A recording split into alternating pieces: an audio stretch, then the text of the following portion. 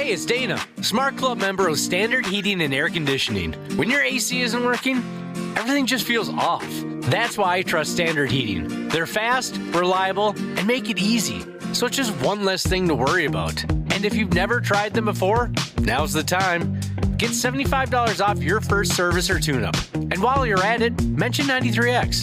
StandardHeating.com, providing the comfort you deserve since 1930. The 93X Half-Assed Morning Show. 93.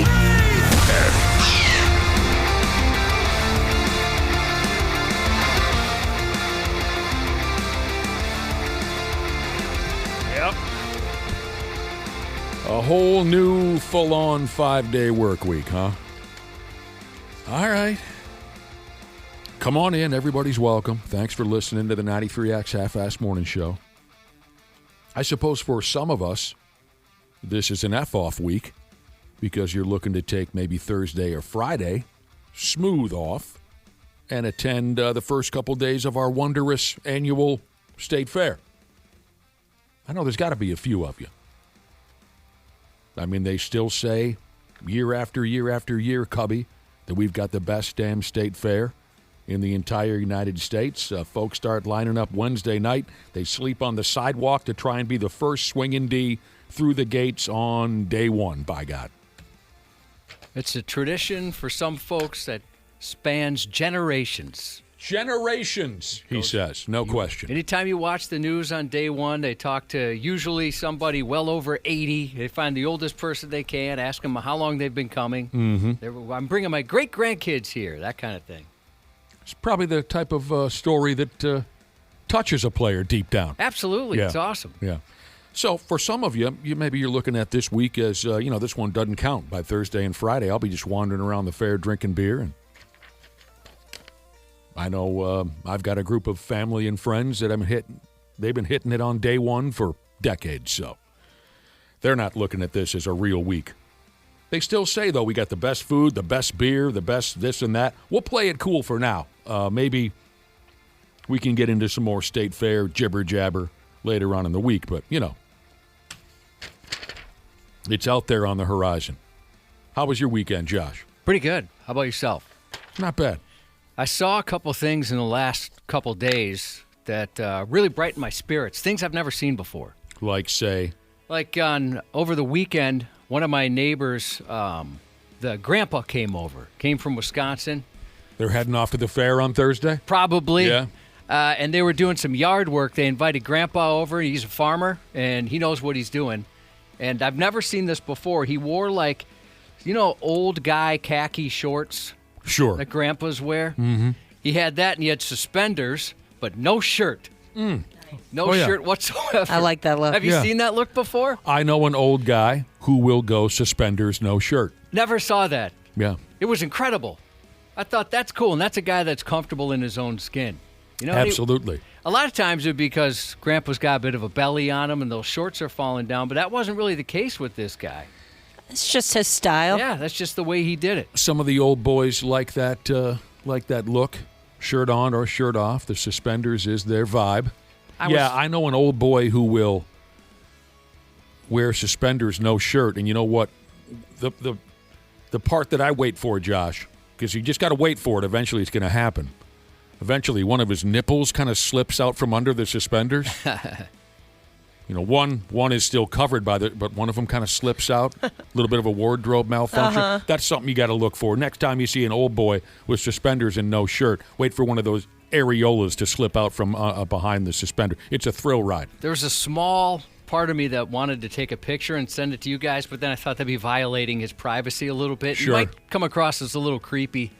I just thought that was pretty cool. I'd never seen that. That picked up your spirits. Oh, yeah. And then on the way in this morning, thanks again to the folks that got 280 open, so I was able to see this. See, I just heard they shut it back down. Oh, that sucks No. for me. Yeah. Well, at least I got to drive on it twice. I hate everything. There's always next year. But there's a guy. You're back to driving 280. And so a guy today had a triple stacked bicycle. I've seen the double stacked What? bicycle. I've never seen a triple stacked bicycle, and it had a light show on it. Shirt 3 in the on, morning. shirt off. I couldn't tell because I was blinded by this light show that he had going. I never see anything cool like that. I think I saw this sumbitch on the local news. Oh, really? Yeah. I mean, it's very unique, so I could see why. That sounds so familiar that I believe I saw a feature on that gentleman on the local television news. Well, I hope it was him and not somebody stealing his bike. That could be at 3 o'clock in the morning. Yeah. You never know. 3 bicycles high, Yep.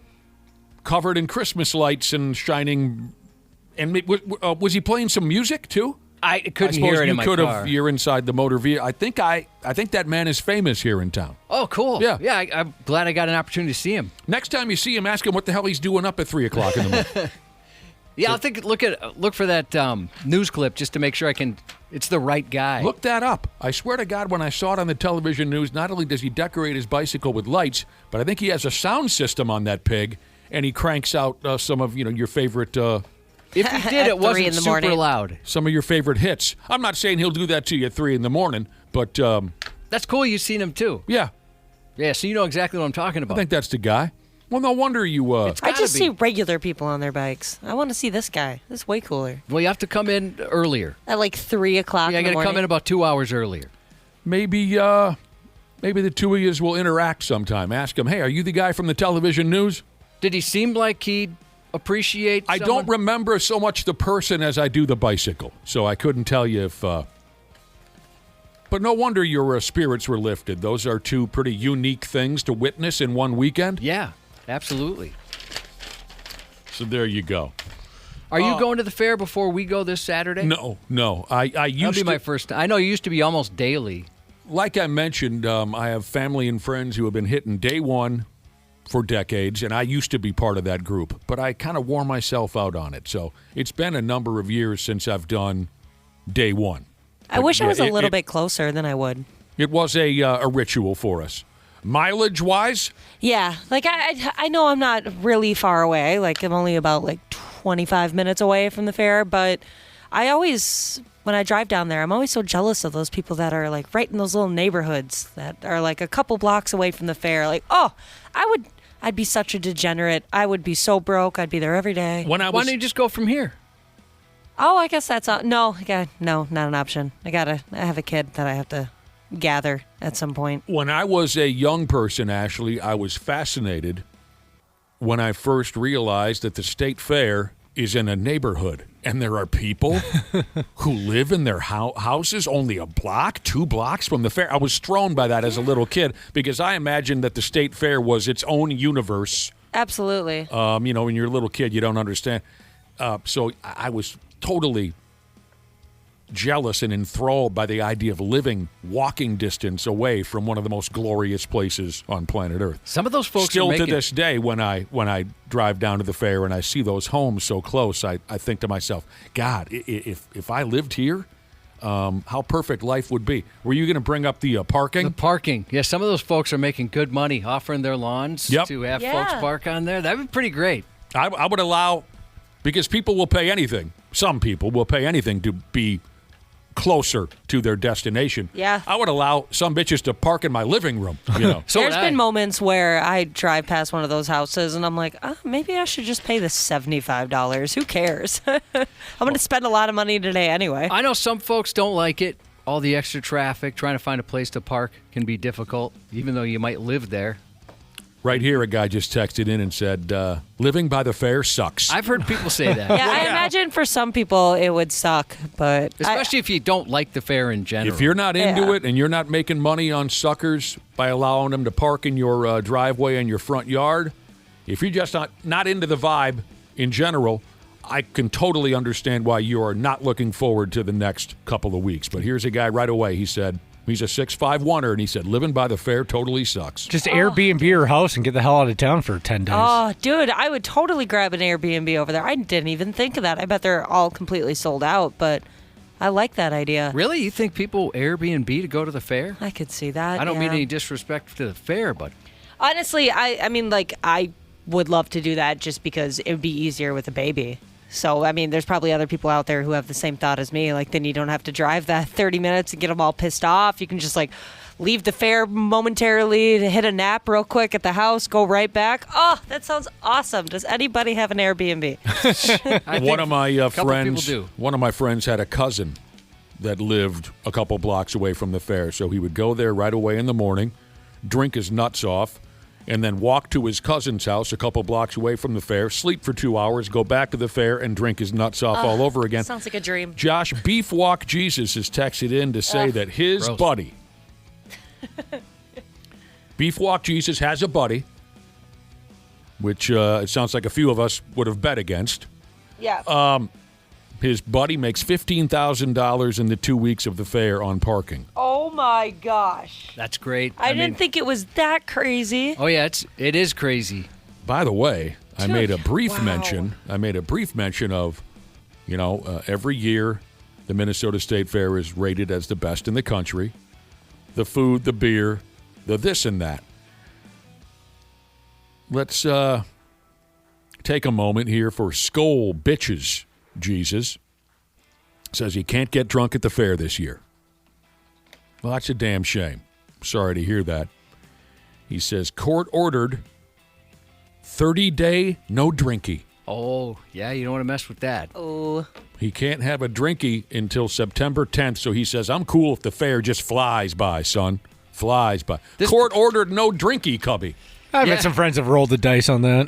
Oh, really? Sure. Do they have? Yeah. They don't have the monitor. What's that? They don't have the monitor. No, it was one of those systems where they had to call in each day, and if it was their day, they had to go in and get tested, and they just roll the dice that they wouldn't be their day the next day. I only know 2 people that had it, and they had the ankle monitor that could test, or whatever the deal is that could test. That's a little bit more foolproof than calling in and saying, today is an orange day. Oh, shoot, I'm orange. I got to go in. This person says they're a flooring installer. They've got a big flooring project to do by the fairgrounds. He said he told the customers, nah, we'll wait till after the fair. I don't blame you. Yeah, for some of us, it's glorious from day one until the bitter end, and we don't mind the traffic and we don't mind the this and that. But for others, I understand why it might be a miserable situation. If it gets in the way of how you make your living, if it gets in the way of your peace and quiet, I have sympathy for that.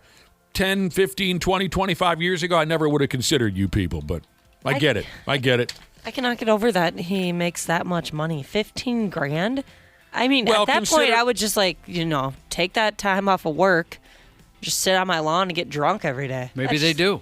Maybe they do. I mean, think about That's a crazy awesome vacation you could take every year just by doing some extra work during the fair.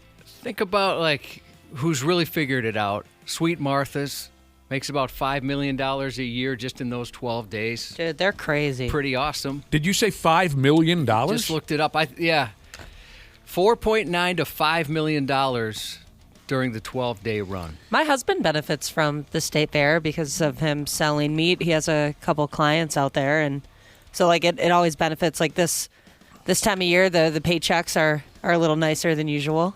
So I guess there's probably a lot of more people that are benefiting from the state fair than I even know of. A listener has texted in. You're always welcome to do so, of course. The Luther Bloomington Kia text line is 651-989-9393. Here's a guy who says, it is such a Minnesota thing to flex the state fair. I think I know what he means by that. And yeah, I agree. We're very proud of it. We talk up and down about that event. I'm not the type of guy that's going to sit down and say, so tell me about the new foods that you might be. That argument, that conversation, like that, too. that conversation has never appealed to me. But yes, we do get a little uppity over the state fair. He's right. I wonder how much money the state fair makes, just the state of Minnesota in total. I don't have a friggin' clue. Yeah, I'm not sure how that works. But speaking of $15,000 in a week, 12 days. Let's call it 12 days. We just got that text from Beef Walk Jesus. Said his buddy makes $15,000 because he allows folks to park on his property for the fair. Another individual texted and said, you don't need the state fair to make $15,000 a week. He says he knows a guy who makes $15,000 a week. He spells and smells has nothing to do with it, really. His buddy sells cocaine and crack. Oh, shoot. Yeah. He makes $15,000 a week. Living on Easy Street. Yeah. He don't doesn't even think about that aspect. He doesn't smell it. He doesn't spell it. He sells cocaine and crack, and he makes $15,000 a week. So consider that. I don't remember the number, I'll but think about it. It was up there. But my wife's friends ran a root beer float stand, just a little tiny stand out there, and they were making some pretty good money. Yeah, just about any damn thing. Another a friend of mine. Crazy. Well, I should say more of an acquaintance, I guess. She bought a caramel corn or kettle corn little stand, right? Sure. Like those carts. Yep. And she hired her nephew to go around the country to various fairs. And they made a ton of money off of kettle corn. I don't have that acumen. I wish I could think of something like that. That could have been you and your buddy, Nick, when you guys bought that Pronto Pup machine. If you would have got that working, you were talking about it last week, you and your buddy could be going fair to fair, filthy rich. That was our goal, you'll Yeah. understand, I'm sure. Yeah, that was our goal. Last week I mentioned that me and Big Al went to an auction in the middle of nowheres, and we were highest bidder on a Pronto Pup machine. It had a little chain drive, and the wieners go into the thing, but we couldn't get it running. Yes, our goal was, Ashley, back in those days, to tour that pig around the county and see how much money we could make, and we just couldn't get it started. Getting various amounts of money, people texting on how much the state makes from the fair. Just the AI overview, no idea how accurate that is, says they have a $77 million budget, and they make $290 to $343 million for an impact for the Twin Cities. Wow. Now, there's a couple people listening this morning who want to start. Sorry, there's a little more. So it does say the state itself doesn't make money. It's just kind of the surrounding area that makes some money. Couple folks want to start the argument between which is better, the Renaissance Festival or the Minnesota State Fair. Now, for me personally, that's a ridiculous question. I love both so much. They're very different. But they are uncomparable. I mean, the State Fair blows the Renfest out of the water. I think it's a ridiculous argument. I don't think you can compare those two together. No, you can't. I'm going to go ahead and do it. I'm going to go ahead and compare them. Well, and one rules and one sucks. I guess the cool thing I can think of, the Renfest, I like all of the dressing up. I like all the shops, of course. The State Fair has cool shops like that, too. I mean, Renfest is never going to have Weird Al perform. I mean, you just can't compare the two. They're too different. And, of course, I'm joking around. Josh is right. I've been to the Renaissance Festival a 3 times, and I had a good time. There's no way. It's always fun. There's no way I would ever compare it to the Minnesota State Fair. The beer line is shorter at the Renaissance Festival usually. That's pretty cool. Can you get a giant turkey leg at the State Fair? Probably, right? I guess I just haven't paid Oh, attention. yeah. I think it's at the same booth where they have those pork chops. It's more sexually charged at Renfest, that's for sure. Yeah, Yep. bigger boobs. Yep. I don't know Depending about on that. what time of day you go to the State Fair, though. I don't know. I try to get out of there before all the really, really. I know you guys hate when I say this, so I'll say really, really, really young kids show up. So 20, 21. But I've left at the same time they're usually coming. So around 9 p.m. There's not much clothes being worn there. Not much clothes at all. What are you doing? What do you mean? Again, with this 28-year-old person. Okay, there's a huge difference. If you put me and a 21-year-old next to each other, there's a huge difference in what we got going on. Ashley, I'm 51. There's a huge difference for me, not for you. The really, really young kids, the 28-year-old just said about the 20 and 21-year-old. Almost She's acting like that's when the 7-year-olds come strolling into the fair with their wallet chains in there. I don't get Almost it. 29. Ashley, I'm at the age where I can call a 30-year-old a kid. Right. You're nowhere near. You got to stop that with the 21. I don't know what you're They doing. make me uncomfortable. If I wouldn't look at them in a desirable way, then I think there's a decent gap there. Because I don't find anybody under the age of 25 sexually appealing at all. Because I look at them like they're little kids. So you're more talking about who you want to bang? Yeah, I didn't want to be because I don't was talking understand. about people being half naked. The Minnesota State Fair just has so much more of anything that you're looking for than the Renaissance Festival, in my opinion. It's just so much bigger. Anything you're looking for, they got so much more of it. So there you go. That'll be Thursday. I'm heading out to an event this week, Josh. I'll be going out on a school night. Wednesday night, so the night before the fair, I'll be headed down to the brand new Mystic Lake Amphitheater for a live concert. My first time there. I'll be going to see Toto. Awesome. I'd love to see Toto. Chris Cross, not the rap act, the yacht rock dude. Maybe you know him by his full name, Christopher Cross, the guy who sang the movie, the theme song to the movie Arthur. Sailing is another one of his big hits. I'm sure you remember Christopher Cross. Who's headlining? Toto? Toto. And the opening act will be the Romantics. What I like about you, you're in the hold me tight. Everybody jump around, gonna make it feel all right. Yeah. That sounds fun. Something flippering in my ear. Tell you all the things. The Romantics, Chris Cross, and Toto. I'll be thrashing around in the mosh pit for that one. Are you going to Are you going to go see the Romantics too? Might as well see all of them. I hear the secret that you keep when you're talking in your sleep. The dude had a little bit of a lisp, the lead singer. At least back then he did. I don't even know if it's the same guy, the Romantics. I don't know. I haven't looked up the, what do they call it in the business, Josh? The roster, yeah, I'm looking to see. The band members. That'll be my first time at the new joint, so. Do you know who that was? What his name was? Yeah. No, I do not. Go ahead. Maybe I'll remember if you say it out loud. There's a lot. I don't recognize any of these names. That's okay.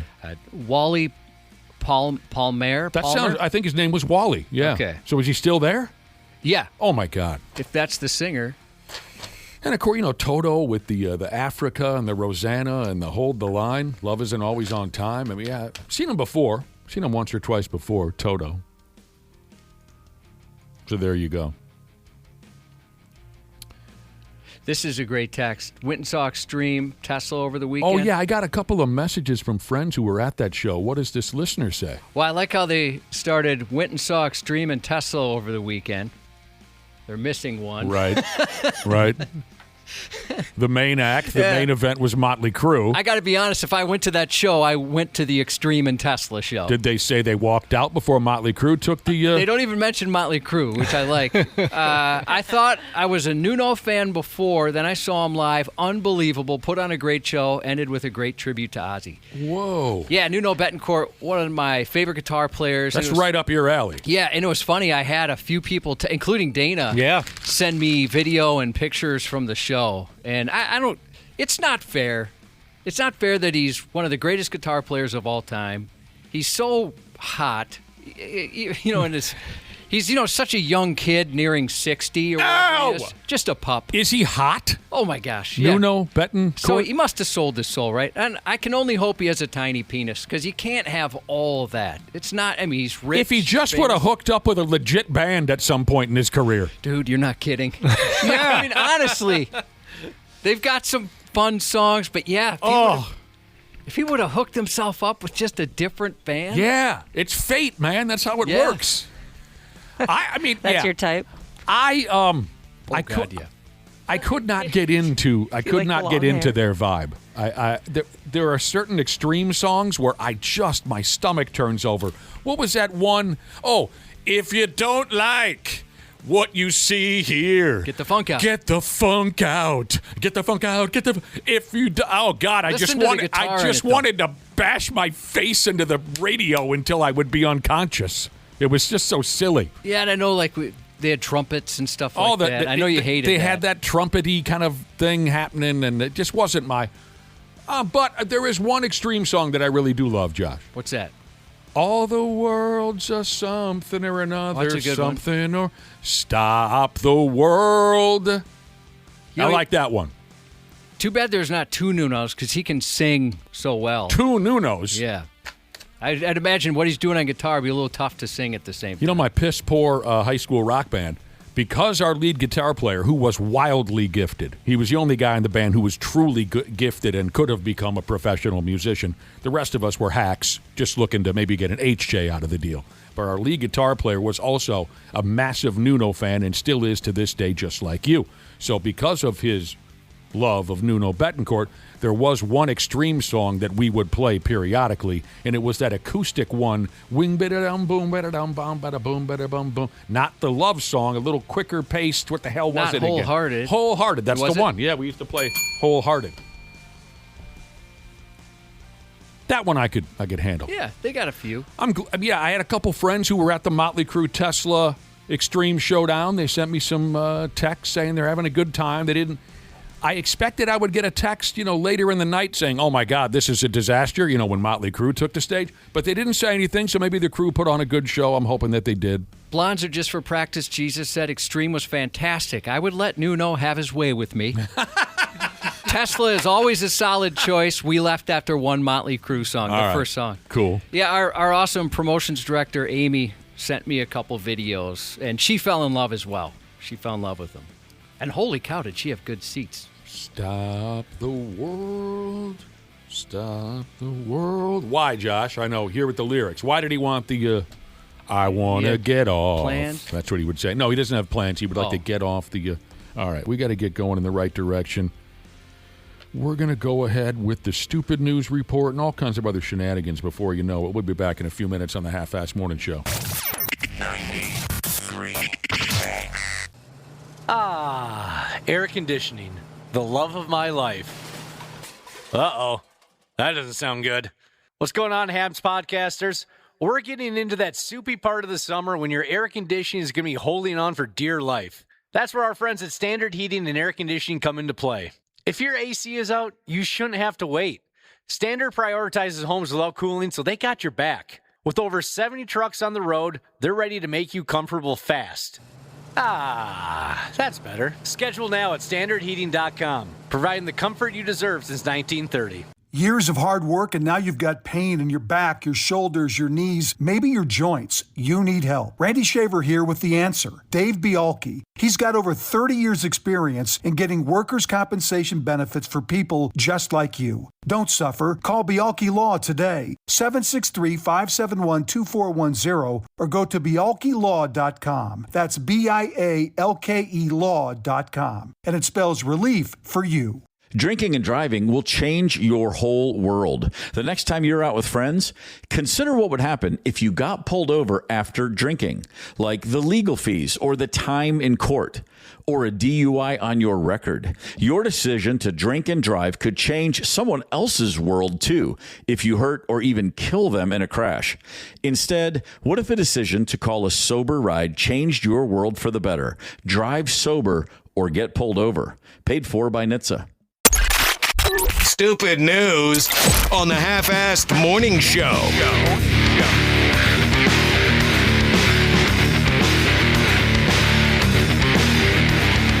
Yeah. Old Cubby.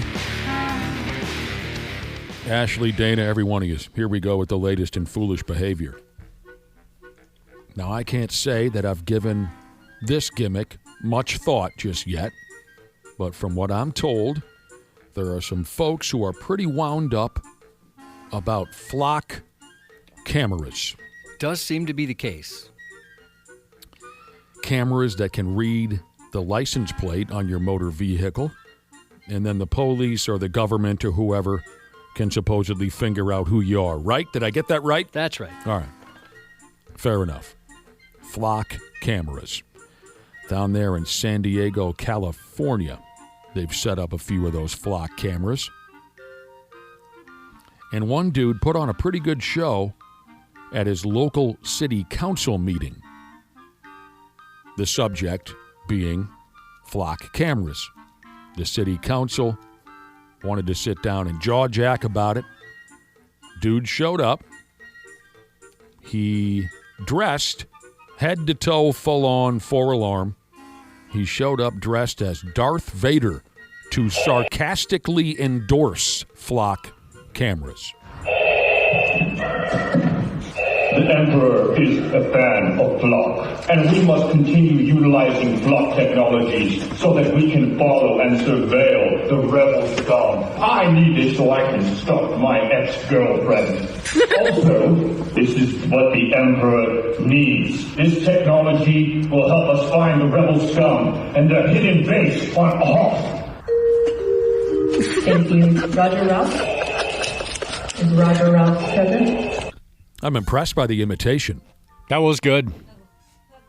I love him. He had some fans in the crowd there. I'm pissed off at the article that I was handed because they did not include that killer line about his ex-girlfriend. That was news to me. There's a couple folks that are saying, and I'm sure it'll come out later, that this was fake. I really hope it's not fake. What do you mean fake? Like it was AI. But, it's so tough, at least for me to tell now. I have no idea. So there are people who are claiming this never happened? There's a couple people who are claiming that, yeah. Oh.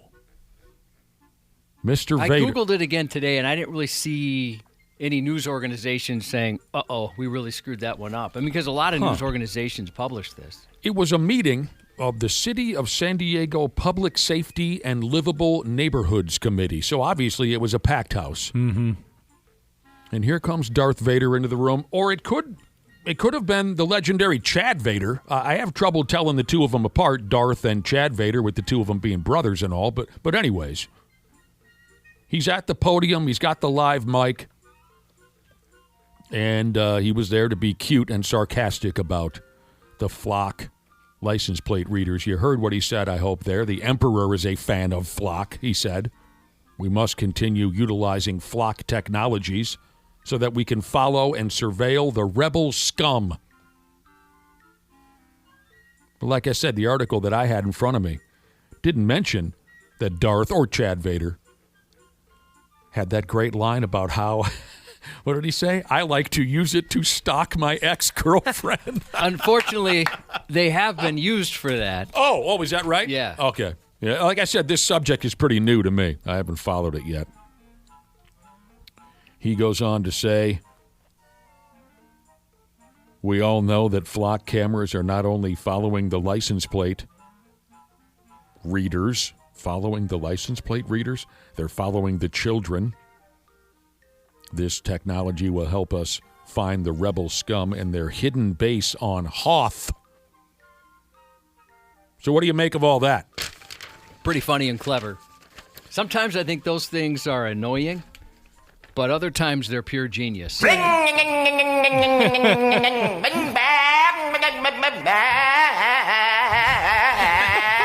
It gets better every time. He's the guy who started it all. He's the one that perfected it. I mean, Darth Vader was very good, very sarcastic, but... Was it Darth or was it Chad? Can you tell the two of them apart? It's being reported as Darth. Okay. Now, how other intergalactic characters, like, say, Spock or Sulu or George Jetson, feel about license plate readers is unknown at this time. But it says here, flock cameras are watching our every move in over 6,000 communities across the United States and Tatooine. He was good. How did he perfect the? They have like a little deal in there that does it. Really? Yeah. If you rent one of the that good- can just do it, and it's pretty cool. Is that right? Yeah, I love that kind of stuff. If I go ahead and rent me a top dollar Chad or Darth Vader outfit, it includes a gimmick that amplifies my breathing, and I did not know that. It's like a tape. Well, the one I saw, it's taped, right? You just press a button on and it does it. Oh. All right, so that guy's funny, right? Oh, yeah. No Hawk Welder Jesus said the Darth Vader guy would have made a bigger impact if he'd make dirt bike noises with his mouth. Just saying. Yeah, the dirt bike guy. It's a passionate topic. That's for sure. Folks are stealing them, destroying them. Oh, my God. Yeah, I guess no one in my neighborhood's brought it up yet, so. I've just seen some like videos here and there, but I don't really know what's going on, so I don't get too involved. Here we go. Let's define a code brown again for the lucky bastards who have never experienced that type of misery. And I snatched this definition smooth off the godless internet. I felt the need to define it just in case there are folks out there who don't know. It says here now, a code brown typically refers to a humorous or informal term used to describe a situation where a driver of a motor vehicle experiences a sudden and uncontrollable need to use the restroom, usually a loose, watery stool. This term indicates a moment of panic or urgency. Next up here in the stupid news, we've got a 117 mile per hour Code Brown. Now that tops my career Code Brown top speed. You did speed before? Oh, yeah. Oh, God. I know I've been up around 90 miles per hour while experiencing a Code Brownski. In a school zone? Actually, could have been. Actually, Josh, I hit 90-some miles per hour. When I hit 90-some miles per hour, that was actually a double Code Brown. Not only was I sweating bullets in the driver's seat, racing to get to a toilet, but so was a passenger in my motor vehicle on that fateful day. We made it, but I'll tell you, the bathroom in that bait shop will never be the same again. Oh, no. Was it food poisoning? How'd you both get it? Drinking all night and eating raviolis and cold like you pizza guys and beef jerky and yeah. Both got salmonella somewhere? No, it was drinking related. It was keg beer related that we both had a Code Brown simultaneously in my old Pontiac. And yeah, we let her buck up around 90. I know that. So here's the thing. I hate to blue ball you. I am sorry to tell you that this here 117 mile per hour Code Brown doesn't count. It will not go into the official record books because the guy was lying. Which is, and I know what you're thinking, that's insensitive and disrespectful to real Code Brown sufferers. He was lying. Yeah. It definitely It's stolen is. valor. I'll go along The with false victimhood. False Ruins victimhood. it for real victims of This- their digestive system. Right. The story is a 30-year-old pile of dicks down there in the far southeastern United States. He goes by the name of Omar. He got himself pulled over. They pulled him on over to the shoulder for driving 117 miles per hour. Now, Omar told the cops that he was involved in a Code Brown, and he was trying to make it to one of those Buck Ease joints. Do you know the Buck Ease? Yeah, I've heard of those. Sure. I've They look never been to amazing. one. Oh, wait. They're people tend to love them. They do. Never mind. That was a different animal. Down south, there's a lot of these Buck Ease. I know a person or two has gone to Texas, and they brought me back a Buck Ease hooded sweatshirt. It's like a. It's a big deal. Yeah. Don't they say it's like a Walmart only better? And that's I not my. thought it was more of a gas station. Oh. Yeah, but no, I've heard it compared to a Okay. Walmart before too. Have you? Yeah. And don't get me wrong, I'm not trying to kick Walmart in the ass. I'm just saying that's what I always hear. It's like a Walmart on steroids, whatever. I always watch videos of people like buying cool stuff from there and stuff that you'll never imagine. Like I just watched a video of this girl going in there and she bought like herself some brand new like dinner sets, like bowls, plates, silverware. I was like, what is going on in these Buc-ee's? Yeah. They have that kind of stuff? So again, Omar gets pulled over, going 117. He tells the cops, I got myself a Code Brown. I'm trying to make it to Buc-ee's store, whatever they call it.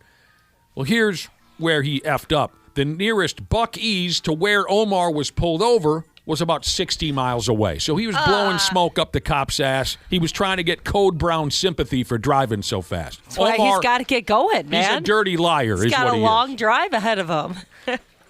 Maybe he can only poop at Buc-ee's. I don't know. Well, there are people that can only poop certain places. Yeah, the old home bowl people. Omar is a liar. That's frustrating. And he was charged with reckless driving and super speeding and all of that. Yeah, it we is were all frustrating. on his side. Sure. Yeah, we all get it. When I first read the headline, I thought poor Omar. I hope he gets some Code Brown karma. Yep. Where it just absolutely blows up in his pants. Makes a mess right in the driver's seat. You're right. That's the best punishment. Yeah. While he's and on in a a very date. embarrassing. Yeah, it has to be a very embarrassing situation. Yeah, he's on a Hot first date. date. God. 117, he says. Okay, people are texting in about Buc-ee's. It's wild. What's this listener say? Buc-ee's is wild. I went to the second largest Buc-ee's in the United States a few years ago. The biggest one now has 120 gas pumps. Holy My heck. goodness. They're calling it a huge gas station. I thought it was more of a Walmart Target type of a joint, but I've never been there. They got a lot of attention during the World Cup because Europeans and other foreigners were posting videos at Buc-ee's with just their heads exploded. They're like, you can get brisket at this gas station? This is insane. Yeah, that is pretty America. That's awesome. Here's a listener who wants to know, if you have a Code Brown and you hit 88 miles per hour, does your Code Brown go into the past, present, or future? Depends if the flux capacitor is working. Yeah, it depends on which movie. That was the key speed back in those documentaries. What did they call that series again? Back to the Future. Back to the Future with Matthew Broderick and there you go. Danny DeVito. Yeah, you got the right one. God dang it, who was it? DeVito. Michael J. Fox and don't get me Christopher. Don't tell me from Taxi. Lloyd. When this thing hits 88 miles per hour, you're going to see some serious bleep. We hear so much these days, don't we, about chicken dick cell phone scams or bitch-ass internet scams. We've become surrounded by that garbage. But keep an eye out. There's still a handful of pissbag crooks hanging around town that will try and scam us the old-timey way, which is face-to-face. Josh had a favorite little poem back in the day that went this way. He'd say, face-to-face, butt-to-butt, everybody bust a nut. Maybe you've heard Josh say that before. Yep. Mm-hmm. That's how he greets me. When I walk in the morning. I get right in your face. Yeah. And then I turn around, get right in your butt. Yep. Isolate that if you want. There are still some folks out there who will try to scam us face to by God face. Especially if you're an old-timer, so make sure you warn your great-grandma. Down there in Miami, a 31-year-old lady crook, she was going door-to-door trying to scam the blue hairs. A day or two ago, she tried fooling some Jurassic old lady. Monique is the name of this big crook, big ugly lady crook. Monique was pretending to work for the old lady's bank. Monique told the broken-down old gal that her account had been compromised and this and that, and she tried to get Grandma to tell her the numbers on her credit card and such. That was the scam. Well, Granny Hangers, she wasn't buying it. She went ahead and dialed up local law enforcement. The police found big ugly Monique, the crook, and they tossed the irons on her. Now, business is about to pick up here. Once they got to the jailhouse, when they dumped the full naked body search on Monique, the cops say that Monique's vagina was filthy rich. It was dirty, rotten, filthy, stinking rich. Monique had $3,200 crumpled up in her cooter. It was coins. Oh, coins? Yeah, it was coins. Oh, again, I'm mad heavy. That's twice this morning where I'm not kidding. It wasn't really coins. Oh, can you imagine? Oh, I wouldn't. That'd be a lot That'd of be coins. insane. Oh, Yeah. I was gonna Hopefully they're dollar coins. Lifting up her skirt and squatting over a coin star. Yeah, she'd need suspenders down there to keep everything in. I should have known that. I was going to get mad at the author of this article again for leaving out pertinent information. Okay. She had $3,200 in her coot house. And the cops think that the cooter money was likely monies that Monique had snatched from old-timers as part of her "hi, I work at the bank" scam. They think this is money that she had put together from other door-to-door scams. So she gone. She should be. $3,200. Man, they go after those old folks. How much of that you think might have been ones? If she's dealing with old people, she might have had a lot of... I mean, $3,200, Josh, you know, you've been to casinos and whatnot. You've seen large amounts of... $3,200 could be just a thin stack of cash, depending on the bills, or it could be a giant... You know what I'm talking about? I'm guessing maybe 20s. This is why you don't... Oh, here's... Go ahead, sorry. Sorry. This is why you don't ever put money in your mouth. This is why you wash your hands after you deal with money. You have no idea what people are doing with the bills that are in rotation. Money in your mouth. Do adults have a problem putting money? I mean, I could see you put it in your mouth, and then the stripper comes over and Right. you try and put it in her G-string. I'm thinking of like, I don't know, like little tiny scenarios. Like, oh, my hands are full and I'm trying to pay for some money. Well, Okay, sure. let me just put that there real quick. Yeah, I've chucked a bill stuff into like my that. Yap. I got my hands are full. I've thrown a bill before I put it down on the counter. Yeah, I mean, we all know that money is ass filthy. So dirty. It doesn't slow me down. Doesn't most of it or all of it have cocaine on it, or is that just a joke? I don't know. That's what folks say. Looks like it's hundreds and 20s. That's quite a wad then for Monique to have in her. I don't think I got a $3,200 keister No, I don't think you do either. with I could probably get. No, I could get like. You could probably do it. I could do It's a lot $300 better than you think. with hundreds. It's a lot better. Yeah. Mine specifically, or just your average? No, just your average. Those bills. I just think of like the one time I saw a crap ton of money when I worked at a bank, and I was like, oh, that's very underwhelming. I always thought that it would be like I remember it was like thousands of dollars, and I thought, wow, it's gonna be so much money, and it was like just this like one little stack. We've experienced that. Yeah. But this is up somebody's private part. But Ashley's right. How do I say this? Referring to some of the motion pictures I've watched, that little dirty penny of yours, Josh, it's capable of amazing things. Yeah, maybe. I guess I'll have to give it a shot. Practice. Nick and I, we had a promotion where we gave away $10,000. Oh, God. And they had a couple of dudes in suits. Wow. Wheel it out. They had like white gloves on in this big case. Like the dorks case. who handle the Stanley Cup. Pretty much, Yeah. yeah. It was this whole fancy affair, and they're wheeling it out. I'm like, I've never seen this much money in my entire life. I can't wait to see what it looks like. And underwhelming is exactly what it was. I think it was 10 $1,000 bills. It looked Yeah, stupid. there It was you just go. as thin and unimpressive as you might. And it was this huge, like an aquarium. Yeah. And there's just That's odd. It looked silly. I think on that particular evening, I think they were looking for the smaller dollar amount case, and they couldn't find it. It must have been. Because they put this thin little stack of bills, which was $10,000, but again, I think it was $10,000. They put it in the massive prize case, and it just looked silly. We were expecting something amazing, and it ended up being totally underwhelming. like a bubble bath filled with cash. I thought it was going to. I couldn't Yeah, wait. They're like, right. Here, we're going to wheel it out, and it was so exciting, and then it was very underwhelming. Nah, you got to get those printed in ones. That would have been more impressive if they would have done it that way, but they did not.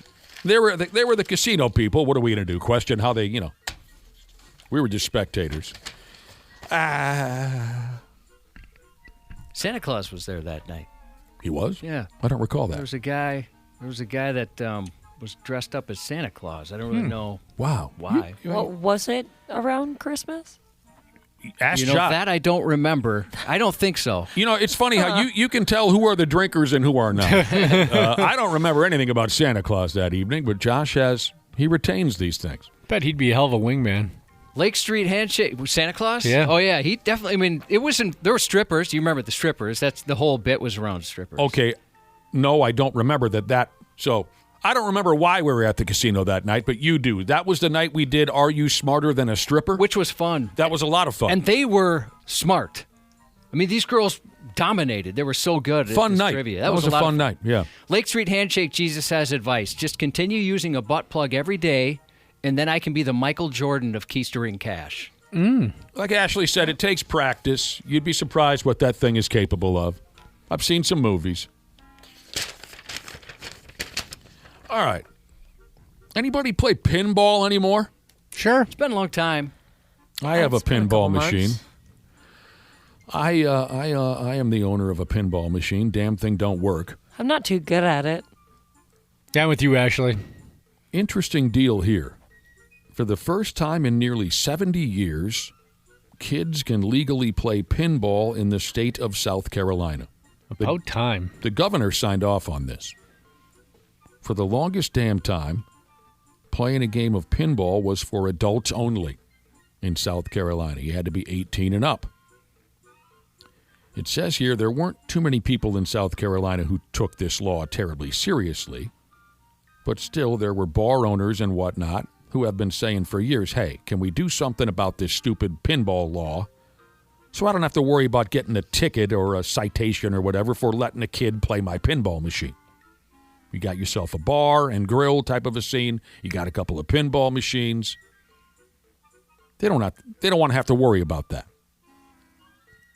So That's true. You get somebody in a bad mood. Right. And you're going to get a ticket for that. Right. Now, pinball, if you want a little history, pinball gained popularity during the Great Depression. I don't know if you knew that. Way back, I didn't know. Way back in the 1930s, by God. Yeah, I thought it was newer than that. Boy, I bet those original pinball machines sucked back then. Probably. Just an uneven table with a rock out on the sidewalk in the middle of the city, derelicts everywhere. But Did anyway, you guys ever make a pinball machine in school? Hell no. No, wow. Jesus. My older kids did. It was pretty cool. Made a pinball cool. machine? Yeah, it's out of wood. Oh, I was And- picturing lights and... No. But it was cool. I mean, my daughter made one that was Minnesota Twins themed. I wonder if she still has it. It was awesome. It worked.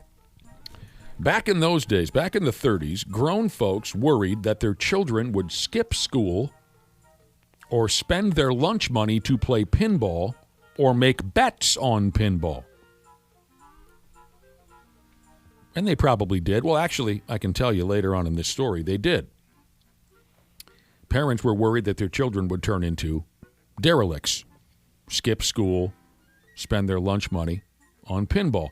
And it sounds like that was the idea 70 years ago when South Carolina banned pinball for kids. They thought the game would turn little kids into gambling addicts and alcoholics and sex addicts. There was a fear. And they made the law 70 years ago. Everyone forgot about it. And it sat there and it sat there and it sat there. And again, not many people cared except for a handful of bar owners. Now, a lot of you probably know the 1970s saw a big boom for pinball machines. They got more colorful and complex with multiple flippers and sound and all that. So, in South Carolina for decades, the offense, playing pinball under the age of 18, was put in the same category as running away from home or going to an R-rated movie underage. So, like I said, nobody was too worried about it. By the way, when we were kids, you tell me if you have a different answer. I don't know anybody who ever got stopped at the door for trying to go to an R-rated movie. Oh, I do. Oh, yeah, big I time don't know we did. anyone. Really? Yeah. Mm-hmm. Yep. What happened? They just didn't let you in. Yeah. Like they checked your ID and everything? Well, they just asked if you, if you had an ID, If right? you You had had a an driver's ID. license. Yeah. If you didn't have one, you Really? couldn't come in. Well, that sucks. You'd get carded at the door, and then when you bought the ticket, but then the other thing was you'd buy a ticket to go see Lion King, a PG movie. Right. Just so you could walk into the theater. Sure. But then they had people checking tickets at the actual theater No itself. kidding. Yeah, That's crazy. They knew that trick. Yeah. Uh-huh. Do you remember, Josh, what you were trying to see where you got stopped at the door? Boy, and it was nothing that I even knew was rated R, to be honest. I'm trying to remember what it was. Huh. I always thought that was just Like a lethal weapon, maybe, or it was something like that. I never heard once of anyone getting stopped at the movie. Me either. I worked at a movie theater, and they were really strict about it. Really? All right. And they would specifically target R-rated movies they know kids wanted to see, like American Pie, Jackass, like ones that were like hot at the time. They knew that 15, 16-year-olds were going to try to sneak in, so they would really amp up the security for unnecessary reasons, by the way. Did not know that was a thing. I'm sure they're not beefing up the security for like a drama that's rated Right, R. yeah. Now, When keep in mind, though, there was a couple of guys I worked with that they made a little extra cash on the side. Sneaking the kids allowing into the kids into those I love that kind of They hustle. never said a word.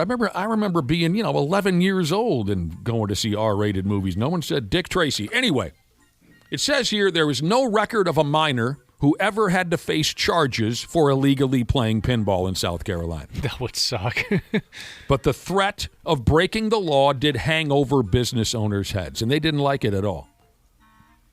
Here's one dude's story, an old-timer, a senator there in South Carolina. He says when he was young, he would spend most of his $20 weekly allowance meant for food and gas that his parents would hand to him every week. He would spend it on pinball. He wound up eating cheap peanut butter sandwiches for lunch every day with what he had left over because he spent all of his money. And this guy's older than the hills. This is way back when. He said that's all we wanted to do was go play the pinball machines. Well, get better at it so you don't blow all your money. You can go ahead and tell that man. I will. Whatever you want. Isn't all you do is just hit the button as hard as you can, right? Yep. That's the strategy. Over and over and over again. And you tilt the machine back and forth a lot. The machine loves it when you do that. Lift it up, jack it around side to side. Here's another guy, 42-year-old. He says he was a habitual offender of this law. He said he often took his 6-year-old kid to play pinball at a local brewery. His son liked the machines with the X-Men and the Ghostbusters on them. Yeah, they can make them cool. Unbelievable, today's pinball machines. Particularly two that a couple of my friends own. A Metallica pinball machine. It's just unbelievable how much fun these games are, and with the sound and the songs. I mean, you can play any Metallica song. Another one of my buddies, I've yet to play it yet, but I've seen, video of the friend of mine's got an Iron Maiden pinball machine. Josh, it's unbelievable. I've seen that one. Multiple flippers and that's expensive. Again, maybe more than anything, it's like a frickin' boombox. It just will play any Maiden song you want.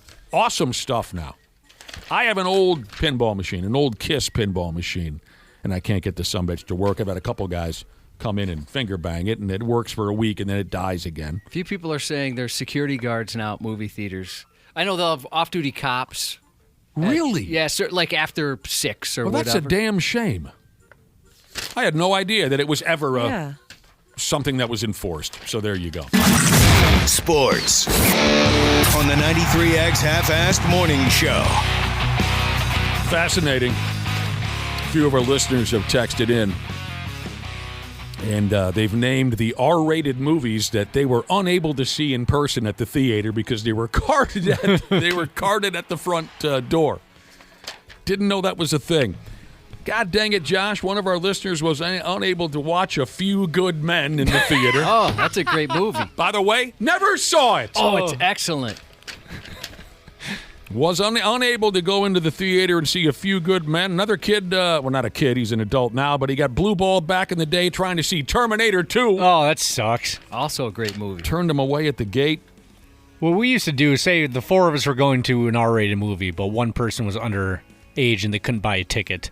3 of us would buy tickets, go in there, and then would bring out somebody else's ticket stub for the younger person to be able to get in the door. Right. We've done that with concerts over the years. Oh, sure. Yeah. We had a buddy that worked at a movie theater, and you could go, their bathroom was upstairs at this theater, and there was 2 doors. One went to a back alley, basically. And so you just go open that door, let folks in, they'd come through the bathroom, and you were good to go. And what's the problem? You might see a couple of boobs, for Pete's sake. You know what I mean? Well, especially A Few Good Men. Like, you can hear some F-bombs. Is that going to really traumatize you? Are there no boobs in that movie? No boobs, no violence, just F-bombs. Well, then I haven't missed a damn thing. One of our listeners says, I grew up in Utah. We tried to go see Team America World Police. That didn't work. Underage, that didn't work for them. They got shut down. Team America World Police. Fun movie. Josh, you know what? What? I'll have sex with you, but first you have to promise that you'll never die. I promise.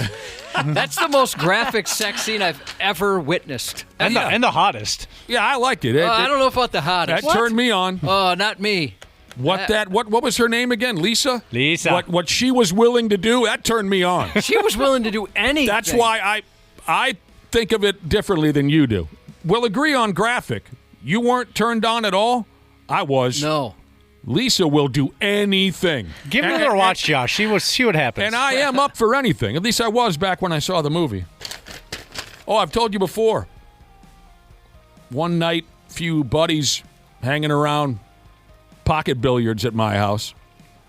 A friend of mine decided to turn on the sex scene from Team America World Police with Lisa and the hell was the male lead's name?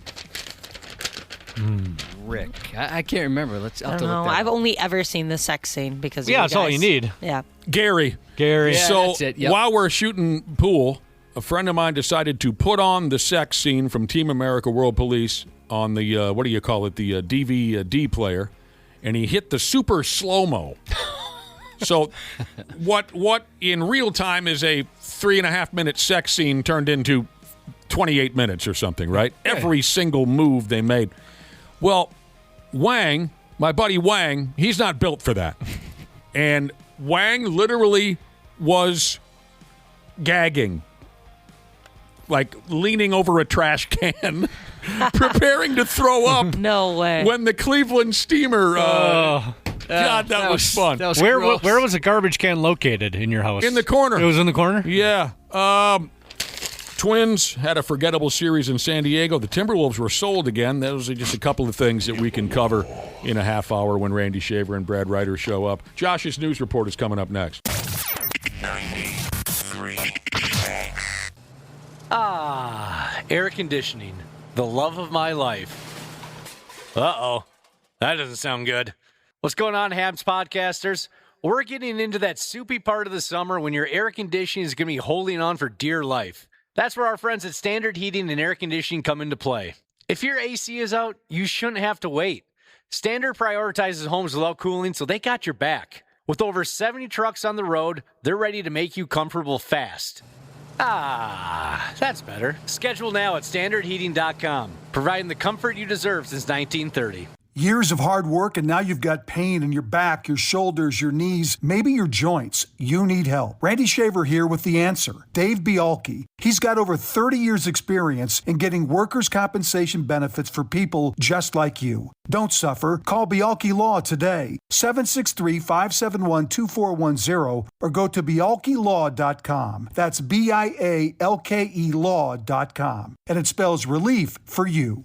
Drinking and driving will change your whole world. The next time you're out with friends, consider what would happen if you got pulled over after drinking, like the legal fees or the time in court or a DUI on your record. Your decision to drink and drive could change someone else's world too if you hurt or even kill them in a crash. Instead, what if a decision to call a sober ride changed your world for the better? Drive sober or get pulled over. Paid for by NHTSA. 93X Half-Assed Morning Show. You gotta be kidding me. Who greenlit this garbage? The 93X Half-Assed Morning Show. I've got 32 years in law enforcement, and I do have to say this is probably in the top 5 of the most bizarre things that I've ever seen. A 43-year-old Florida mother is accused of attacking her husband, biting off his ear while he was driving on the freeway with their 2 young children in the car, and then, according to police, laughing as the blood poured. Christ, was he able to keep her between the lines while his wife was biting his ear smooth off of his skull? Great driver. Yeah, he did. Kept everyone alive.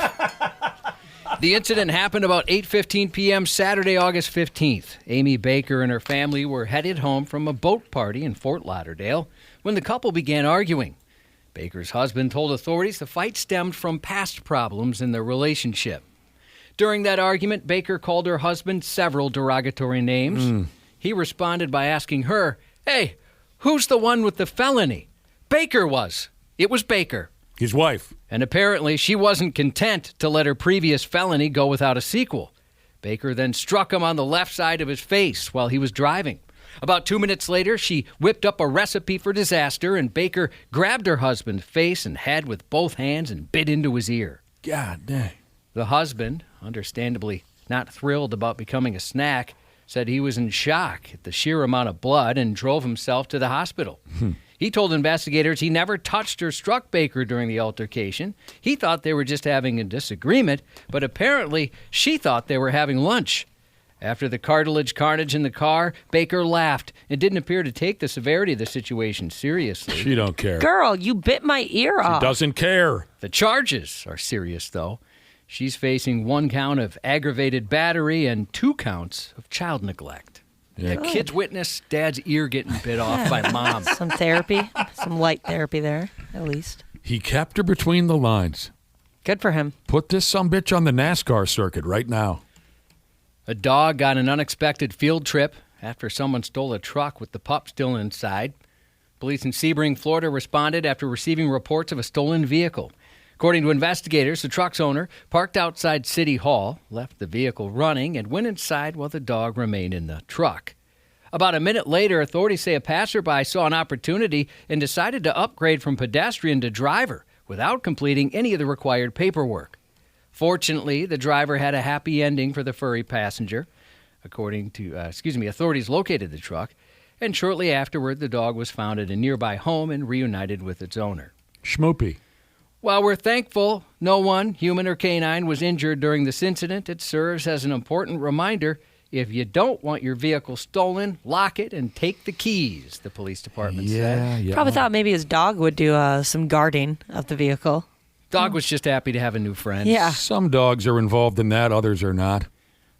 The Highlands County Sheriff's Office K-9 unit was deployed to search for the suspect, but unfortunately, the suspect who stole the truck was not located. He remains at large? Yeah, he does. F me. A man decided Coney Island needed a little more reptile energy and brought his own supply. On Thursday, the Department of Environmental Conservation put out information about an incident after an officer spotted a large snake surrounded by about a dozen people, including children. Apparently, one snake wasn't enough. According to the agency, a man was also carrying a second snake, a ball python, around his neck while handling and showing off a Burmese python to the crowd. Pretty cool. An officer asked the man about the larger snake, and he admitted it belonged to him. The agency described that python as a dangerous species and said they are illegal to have. So the man's impromptu snake show came to an abrupt end, and he was ticketed for illegal possession, and the Burmese python was confiscated. But was he getting loads of attention from the ladies? He got plenty of attention. Yeah. Worth it. Families, everybody loved the snakes there, but can't have one of those. GNR guitarist Slash made a startling confession, one that sounds like it could involve a prescription, a doctor's appointment, or an awkward phone call to an ex. Apparently, he's a herpophile. For a guitarist with the status and career success of Slash, you might think he's accomplished all of his dreams, but a new one just came true. Researchers with an appetite for discovery unveiled a newly identified snake. It'll be called Slash's ground snake, named after the legendary GNR guitarist. Like fellow rocker Tommy Lee's penis, Slash's ground snake is non-venomous and can measure about 28 inches. As a longtime herpophile, I'm extremely honored and humbled to have a snake from New Guinea named after me. It's really exciting. Herpophile? So what does that mean? He's a lover of snakes. Oh. I never imagined this moment would arrive, he said. Slash's ground snake was discovered, researched, and identified as a new species by biologists from the Field Museum. And one of them isn't just a fan of reptiles, she's also a massive Guns N' Roses fan. Guns N' Roses has been one of my favorite bands since I was in first grade. And by fifth grade, I'd already told my teacher I wanted to study reptiles, she said. So when I was 12 and got my copy of Reptiles magazine in the mail, it had a picture of Slash holding his pet python on the cover, and I thought, this guy is cool, the sweet child of science said. The human Slash has been well known as an enthusiast of snakes and a supporter of reptile conservation in museums for years. I did not know that. Well, Slash's snake pit, he was on a serpent tour. That puts a whole new spin on Slash's Snake Pit, which was one of his side projects, in case folks don't know. Yeah. I remember him being wrapped in a snake in the music video for Patience, but I never thought that meant he was an enthusiast. He loves them. Well, there you go. While Slash has officially gone... Somebody's got to love them, right? Snakes? Yeah. Yeah, a lot of people do. I think they're cool. While Slash has officially gone reptile, Tommy Lee went primate. The Motley Crue drummer recently visited Save the Chimps' 150-acre sanctuary in Florida, which provides refuge and care for chimpanzees rescued from labs and pet trades, as well as the entertainment industry. Is Bubbles there? Bubbles is dead. Bubbles is dead? During the visit, actually, I have no idea. I'm just assuming. Maybe he's alive and well. Did you post this, Ashley? Yes, I did. We got to find out what's going on with Bubbles if he's still kicking. Yeah, let's check out Bubbles. That was Mike Jackson's monkey, in case you don't know. Yeah, Bubbles is still going. Yeah. How old is Bubbles? 43 years old. Where's wow. he at? Bubbles has seen some things. He's at a peaceful retirement home called Center for Great Apes in Wachulu, Florida. Well, that's wonderful. Jesus, he escaped Mike Jackson, but now he's in Florida. Can someone give a chimpanzee a friggin' break? During his visit, Lee stopped by to see Limbani, he's in a temporary habitat. The 9-year-old chimp is the youngest primate at the sanctuary, and before arriving there, he'd never met another chimp. Before he joins the rest of the troop, he got a private concert from Lee. He apparently responded with some eager rhythmic dancing when Lee was playing some bongos for him. Oh, yeah? It's cute. The two also collaborated on a project. They made a painting together. Oh. And it sold at auction for $5,000. Maybe they wrote a song. No, that was my hope, too, in the first part of the sentence. I'll tell you, Tommy could use all the help he can get when writing a song. You know, a chimpanzee probably would have done some good for some of Tommy's songwriting in the past. This is up at 93x.com, you said? Yep. Cool.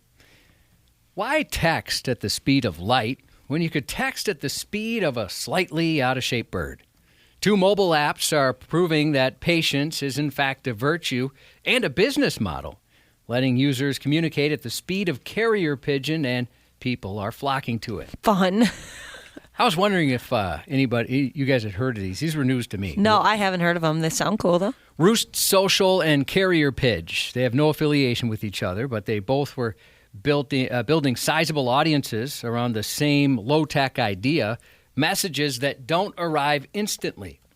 When creating an account, users enter their location, then craft a message and send it to a friend who also has the app.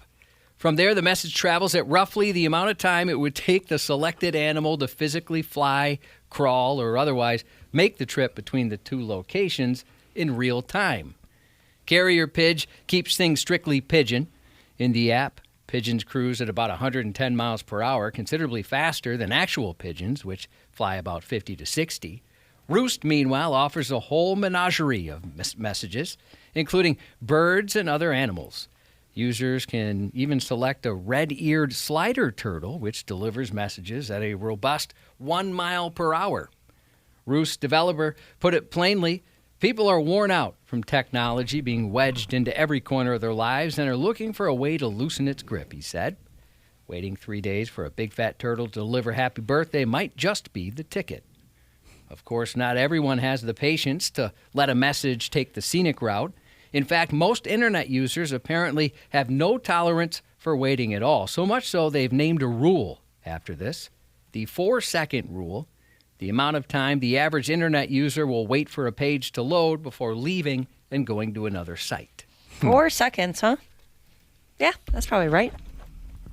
4 seconds? Yeah. You're online quite a bit, Josh. Do you find yourself growing more and more impatient over the years?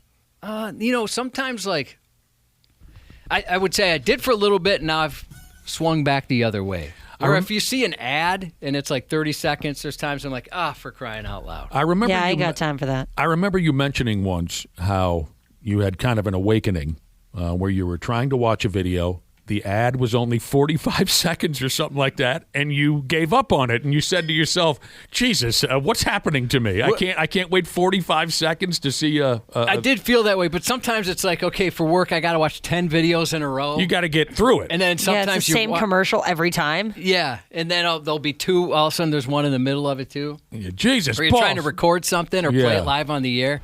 Sometimes, it's excruciating. The moment's passed. Yeah. Right, especially if it's live on the air. I kind of go back and forth. Like, I like sometimes when I'm watching TV for, like, when I watch football in the fall, I get commercials again because of whatever streaming service I use. And I miss those for a while. And I'm like, commercials are nice. Nice little break. You can go potty. Yeah. Grab some Funyuns or something. Have a conversation without my husband telling me, like, Boring. do you want to pause it? Do you want to pause it? Pause Sneak in it. a quickie, maybe? Yeah, I guess I don't really mind commercials. I haven't reached that point yet. Even radio commercials don't really bother me. I know there's fewer and fewer of us, I think. Those bother me. That's probably where it all started. I don't support ad-supported business. Neither do I. I don't think anybody should. It is kind of funny, right? People hate commercials. Kind of think universally for the most part. But then there's television shows about great commercials. And I realize that it's different there, but it's kind of funny how folks don't want to watch a commercial, but during the Super Bowl, that's for some people, that's the appeal. Yep, that's the whole reason they even tune in. The Mall of America's foot traffic is about to spike, mostly from people running after replacing. We've seen that before. Unfortunately, right? Yeah. I think it's been a while, but there was a time where it was the place to run for your life instead of fun for your life, their slogan. And what was the other one? There's another one people said. Yeah. Because the slogan was, there's a place for fun in your life, and then everyone said, run for your life. Yeah, that's the only one I can recall. It was a lot of laughs 30 years ago whenever that joke first kicked in. Yeah, somebody else came up with another one. Onion Head. Ashley made a little video for Onion Head a couple years back. Yeah, that was so much fun. That was cool of them to ask you to do it. You did a great job. I was so incredibly nervous. I am not good in front of camera at all. Looked like a natural to me. Oh, that was probably like the 10th take. You were a newscaster. Yep. Yeah, that was a lot of fun. Or like an on-the-scene reporter. One of my favorite parts about that day is they asked me a couple days beforehand, like, hey, do you have any clothes that would look natural if you were a reporter? Like, maybe like a collared shirt, just nicer dressing clothes. I did not. So I had to go and buy stuff like before we started, I had to go run around the Mall of America and find some like business type attire. And the stuff I came up with was, I found like this silk orange button up shirt. And I thought, yep, this is it. This is going to do it. The videos they ended up using were the videos where I wasn't wearing that ridiculous shirt. They're probably like, girl, this looks so stupid. Okay, I need to be caught up here. I don't recall what this Onion Head thing is at all. What are we talking about? We had him in studio. That was a new, what would you just... It's like an a attraction. haunted experience. Yeah, like a haunted attraction at the Mall of America. Okay. And it was this guy, he wrote this whole story about Onion Head. An evil character that eats children and whatnot. So it's like a kind of a haunted house. They had like a little speakeasy. It was a cool idea. It was fun. The speakeasy part was so sweet. And you played some role in the live... it was recorded. Oh, you played some role in an Onion Head video? Yeah, so I was pretending to be the newscaster that was like breaking the story about the Onion Head coming around and slaughtering people. Okay. And so, yeah, when you went through the haunted experience, they would play those recordings. Okay, there you go. Onion Head was replaced by 13th Floor Entertainment Group, and with Twin City Fear Fest, and they're bringing it back for a sophomore scare, this time with a hockey mask. From September 25th to November 1st, Twin City Fear Fest will feature 2 new Halloween mazes, including the Friday the 13th themed Jason Universe, Surviving the Night. Guests scramble through a labyrinth while trying to avoid the omnipresent madman. So a maze where getting lost is the least of your problems. Getting found is worse. The other new attraction is Dead City Uprising, a zombie-themed survival experience. So if you've ever wanted to spend an evening wondering whether you're faster than a zombie, here's your chance to find out. Not every Halloween memory needs to involve being chased by something with a machete, however. There's also a more family-friendly Halloween destination called Magic of Halloween, with daytime and evening hours centered around pumpkin displays, interactive games, and photo opportunities for the family. And then Freddy Krueger shows up, right? Yeah. And he literally kills one person each show. That's a fun part. Yeah, literally. Nobody knows who it's going to be. This sounds awesome. You walk out, you're like, whew, I thought it was going to be me there for a second. I'm relieved. In addition to the main attractions, there's going to be 3 add-on experiences, including Jason Universe Director's Cut, an interactive game centered around Friday the 13th lore. And for thrill seekers 21 and over, there's also Deadshot Alley and Sanctum Secret Bar, where guests can grab a drink and calm their nerves or get scary drunk. Yeah, it sounds awesome. I missed it last year. And actually, I didn't know Onion Head was over. But this sounds really cool. A few different opportunities to go get scared at the Mall of America. You got to get some. For a good reason. They do great. They do a great job. Dave Chappelle, 53 today. Champ Kind in the Anchorman movies. Todd Packer in The Office. David Koechner, 64. Also Rick the Pilot in Snakes on a Plane. Todd Packer. Congratulations to Chaos Vortex Jesus. Today is his last day after 15 years on the job. Tomorrow begins his 16th year on the job. Happy 14th to Mark. I was so excited for him at first. Yeah, me too. He was really going the right way. Yeah, he had me too. Happy 14th birthday to Mark from Mom and Dad, Vertically Challenged Jesus, and happy 55th to Team Busted Jesus. That's 93X News.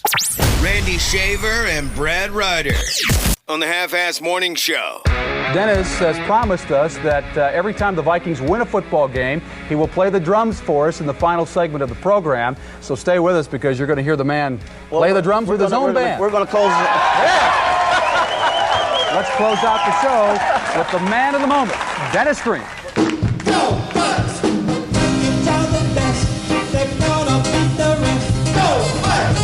Put your hands together.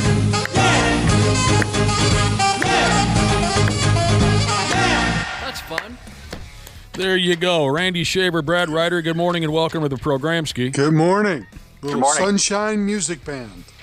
We started off with some audio from back in the day when Randy Shaver and the late great Dennis Green hosted a little football talk show. Was it just called the Dennis Green Show? It definitely was the Dennis Green Show. Hosted by Randy Shaver. You know, I think that goes so far back, Randy. I don't think your nuts had dropped yet. Did you? You sound different. I tell you. You get much more of a young man's delivery. Yeah, I sound like I'm 12. Yeah, you sound like a young buck. You and the coach had some laughs back in the day. We did. We had a good time. Did you ever just come in just pissed off after a loss? Yeah, you know, I said this back during that time that Denny was great in the hallway and he was vanilla on the show. Sure. He said some things in the hallway that I really wish we could talk about on the show. You just knew it was off the record? Well, yeah, because he never talked bad about his players, ever. And so I got the real skinny in the hallway, but when the show started, I knew that I tried to lead him down a few paths, but he really he did not want to trash on his players. You can say that about a lot of coaches. Right. I went around a lot of coaches too, and they would tell you one thing when you were in their office alone, and then when they went in front of the media, it was a completely different I'm sure, it becomes a... Yeah, he didn't want to give away too much live on television. What night of the week did you record that program? Or was it live?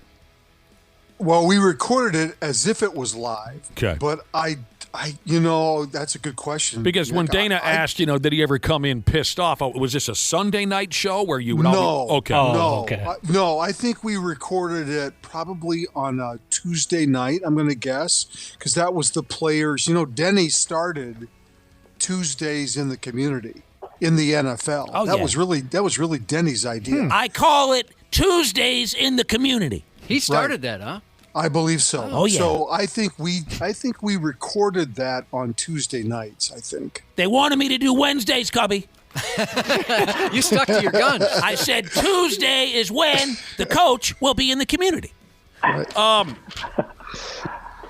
And what was the song that you played? Was that it's Sunshine Music Band? That one was different, but it's Eyes Never Lie. That was the name of the song. Now, but you got to help me out. Did Denny have a regular band called the Sunshine? Yes. Okay, correct. He would That's play. correct. He played gigs in town. I don't remember ever buying a ticket to see Denny play No, I don't. I don't remember. But that was his band. That was his guys. They Cool. were always the same guys that came in, and of course, He Denny was a percussionist. He only played the drums if they won the week before. Oh. And if they didn't win, then the band still played, but Denny was not a part of it. Oh, yeah. That's funny. Yeah, if we win, only babies get what they want. Men got to earn it. That's right. That I was would one hand him.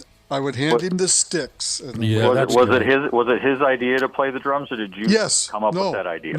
Nope. That was his idea. Okay. Well, we missed those days. That's just good old-fashioned fun He was a right character, there. wasn't he? Yeah. Oh, my gosh. Good old-fashioned fun. Mid-'90s? Yep. So much incredible material. Thanks to Denny Green. There you go. Josh, I know we'd both probably like to give credit to the listener who sent us that audio, but I don't recall. Yeah, it's killing me. Yeah. I'm trying to find. I wrote it down somewhere, and I apologize. Maybe get back to us if you're the one that sent it. You know who you are. That was nice of you Yeah. to send us that audio. All right, gentlemen. Now, I don't get involved in fake practice football games. I barely get involved in the real games anymore, but it says here in that Vikings practice game over the weekend, totally unproven and injury-prone third-string quarterback J.J. McCarthy was bad, and Max Brosmer was even worse. I don't know if any of you's watched, but that's the headline that I read. Just read about it. Yeah, I saw video clips of some poor passes that were thrown, but other than that, I did not watch. Fair enough. Yeah. I mean, first of all, it's hard to watch preseason football Yeah. I think it was a noon game on Saturday. So that's You're just coming around to that now, huh? That it's hard to watch preseason football? Well, I mean, it's always been hard to watch. But when you play a game and it's 13-3, I mean, that's like even worse. So I just wanted to give you a window of opportunity to discuss it if anybody wanted to go off. Well, on I think the biggest storyline, Nick, is going to be whether J.J. McCarthy's actually on the roster once they make some decisions. Right.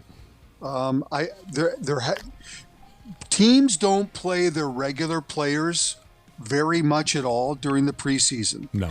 So if you're expecting some big name quarterback to get hurt, and the Vikings are going to trade McCarthy to help because that team is in need of a quarterback, I don't think that's going to happen, because unless they get hurt in practice, and that's usually not going to happen either for a quarterback because you can't touch them. You barely touch them in a real game either. Here's a question from the other scenario that could happen is a team might be really dissatisfied with their backup quarterback situation after watching preseason games. That's true. And then an injury, somebody they sucks might eggs. take a flyer on him. You know, if I was a GM, I would need my entire quarterback room to go down before I'd start entertaining the idea of bringing in McCarthy. I don't disagree, but. I don't know, though. I mean, like a fireworks accident or something. Exactly. You know, some guys are losing fingers. There's probably some GMs out there that look at his age and look at what he's done in the past and say, you know what? I think it's worth a shot. You're not going to get anything. The Vikings probably wouldn't get more than a 5th or a 6th round pick.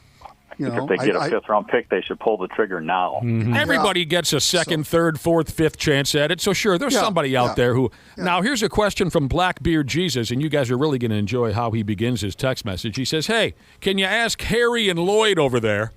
That me and Randy? Why isn't McCarthy playing the entire game? That's the only way he's going to get better.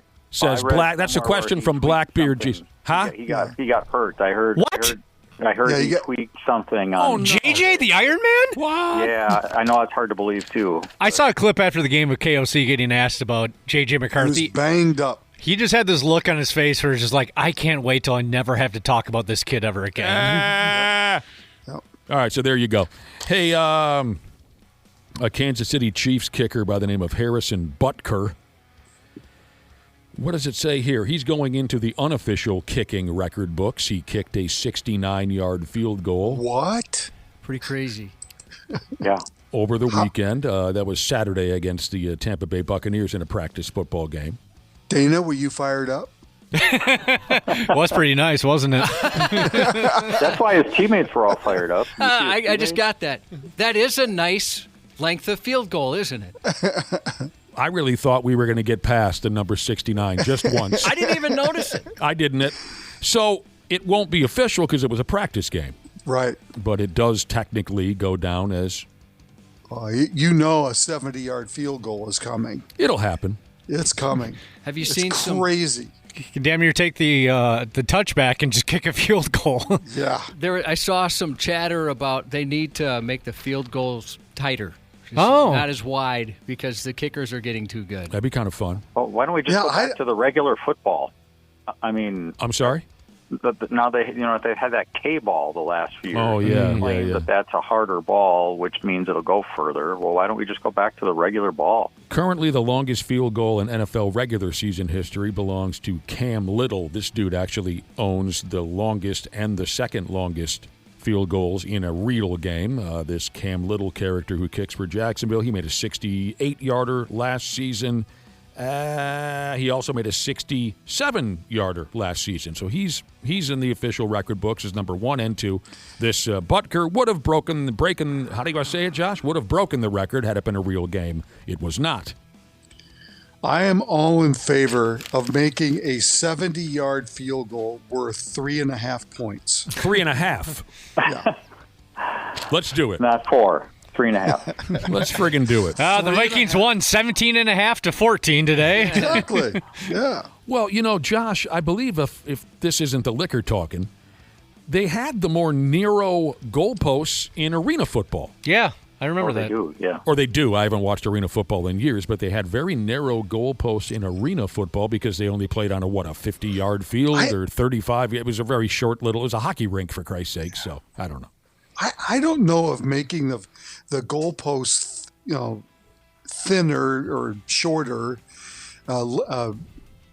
apart is going to change the mindset of these coaches, though. No, it'd just be fun to look at. No, I haven't thought about the long-term effects of it. I just think it'd be kind of fun to look at. You got a guy that can make a 70-yard field goal. You're going to give it a chance. So there's always a moron high school football coach out there somewheres who's bound to wet his pants and make an ass out of himself. We know football breeds morons. A feller by the name of Adam Brubaker. He's the head coach of a high school football club in California, Royal High School. He's in trouble. I don't know if all of you have seen the video, but this has been going round and round. Brubaker, head coach, this is during a football practice. The Royal High School football team was practicing. In the video, he's hollering at one of his players. He was pissed off that his star player, his star running back, got injured at practice by a defender making a horse collar tackle. Injured their best player, according to the story. I would be upset about that, too. Of course. But you're a reasonable person. You're not a giant 5-year-old like this Brubaker moron. He wet his pants. He's completely animated and just flipping out, like stupid football coaches do. The poor kid who had made that illegal tackle was standing there and taking his medicine. The coach is screaming in his face. Then Brubaker decides to kick the football at the player at a high rate of speed, and it hit the kid smooth in the dick and nuts. This is on 93x.com. And the coach got fired for that. Yeah, the video's on our website. The guy just busted a spring. The story says he apologized to the player. The player accepted the apology. But he gone. Dumb bastard. That's the end of that. Yeah. And that might be the end of that kid's parenting future also. I'm not so sure. What we heard last week, there's always adoption. That's right. If you don't wear a cup, adoption is the option. Yep. That was the slogan we heard. So there you go. Another high school football coach made a complete jag off of himself because he can't hold his mud. I remember playing youth football before game time. This was like 8th or 9th grade. It was a cold day. And before game time, of course, we're just playing catch, warming up. And I threw the ball to our best running back, and the football split one of his fingernails in half. Just one of those cold days where your hands take a beating. It was ugly, and it hurt. You guys, I don't know if you guys have ever lost a fingernail. Or I lost a thumbnail a couple of times, and that hurts. Super painful, yes. So the kid is in a hell of a lot of pain, but they taped him up because he's our best player, and he's got to play. And we play the first half. At halftime, the kid's with the split fingernail all taped up. He's bleeding right through the tape. He was still in a lot of pain. And you know how it was in youth football. At halftime, we're all sitting on our asses, and the coach is telling us this and that. Well, I'm desperate for something or another to drink. I can't find the water bottles anywhere. So I get up on my feet, and I'm walking around looking for the water bottles, and I step on that kid's broken fingernail. Oh. You should have seen how high he shot off the ground when my cleat dug into his... And our coach went ballistic on me. Born, sit your skinny ass down! Probably the hardest I ever got yelled at by a football coach. But I felt bad. That kid was in a lot of pain. Having a football coach with a short temper always kind of added to things. You never knew exactly what was going to come. Like we had a defensive coach once who put his hand through an entire whiteboard on the sideline. Oh, jeez. Yeah, punched right through. His hand was a mess. I mean, take a friggin' break, will you? What grade football was it? We were seniors. Jesus. Different sport, but I think I've told this story before. Back when I was in high school, before we merged with a neighboring town, our baseball coach, our head baseball coach at Clare City High School, was also the math teacher. And he, if you were jacking around during practice, and he usually pitched BP every day at practice, he did, when it was your turn to come up and hit, he would throw at you. Yeah. Brad is jacking off. Brad is jacking around. But he would throw at you. He would hit you. I mean, and that would be for screwing around. Yeah, toughen you kids up. You're effing off. You're going to get a fastball to the rib cage. Right. Yeah, no, he did it, and he admitted he did it too, and nobody cared because that's the way it was back then. Brad was jacking around in the dugout, forgot it was his turn. He threw at me a few times during BP. Yeah. Buzz, that writer kid. Should have charged the mound. An Alabama high school football team had held the record for the longest losing streak in the United States. But that ended Saturday night when this school got their first win in Alabama high school football, their first win since the year of 2015. The Columbia High School Eagles in Huntsville, Alabama, they had lost 101 games in a row. But they broke that up this past Saturday night. You can look this up if you want to. I guess this high school football team was so piss poor they made a documentary about them. I don't know the name of the documentary, but if you care, it's the Columbia High School Eagles in Huntsville, Alabama. Jesus, can you imagine being so bad? They got television cameras and directors and whatnot following you around. It was a whole series. They made a series. It was a series. Oh, the party must have been pretty awesome. Oh, everybody got laid, Josh. Even the kid that never gets laid? Especially the kid that never gets laid. What party? What party? After they won that first game. Oh, yeah. Oh, God, yeah. Yeah, even the nerd kid was getting pinned after that was over. Well, let's pretend that the San Diego series didn't happen. Forget it. Geez. And I guess that's the nice part of being in a playoff race where nobody's running away with it. You can have a garbage series, and after you patch up all your wounds, you look up and you see that you're still in the running. They're kind of in the running. For now. The Twins were swept over the weekend by the San Diego Padres. They got pumped 8-1 yesterday. Now they're setting a couple games out of that last American League wild card spot. Tonight they'll line up and try to play game one of a 3-game series in Sacramento against the Sacramento, Oakland, Las Vegas Athletics, whatever they are today. Zebby Matthews going to start things off. They need a sweep. I mean, they do. Sweep them. Yep. They need to. I was looking at this. There's 31 games left. There's not much time left anymore. I know we've been talking about how there's a lot of time left. Well, there's not. There's 31 games. They're going to need to go about 18-13 because that gets them back to 500. So you're almost to the point where you've got to sweep a few series. If you're going to get swept like you did last weekend, you've got to sweep a team like this. Well, in both Texas and Cleveland are starting to play better baseball right now. Oh, Cleveland's look won now, 4 but the Royals have won 8 in a row. Their Twins are closer to last place than they are to first place. Yep. Porno Jesus texted in to say his football coach always wore sandals. So did ours. That's seriously? Really? Mm-hmm. That seems like a bad idea. I mean, not during games, but at practice in 2 days for sure. And, well, it was hot, early in the year. Anyway, one of the players with his cleats on stepped on the coach's foot while he was wearing sandals. Ouch. The cleat went right through the guy's toe. Oh, no. Lots of blood and yelling. That's fun. Oh, boy. All right, back to the Twins. The Twins have hired a new guy.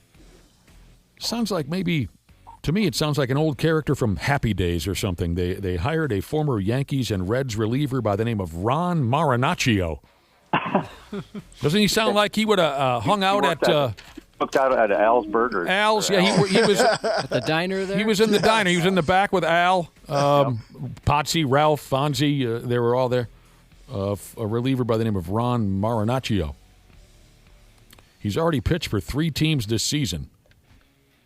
He's been awful. So the Twins are hoping to. Oh, God. He has. He's been terrible. Yeah, it's just. Well, they're hoping that a change of scenery can help him get right. You guys have no hopes at all for Ron Marinaccio? No.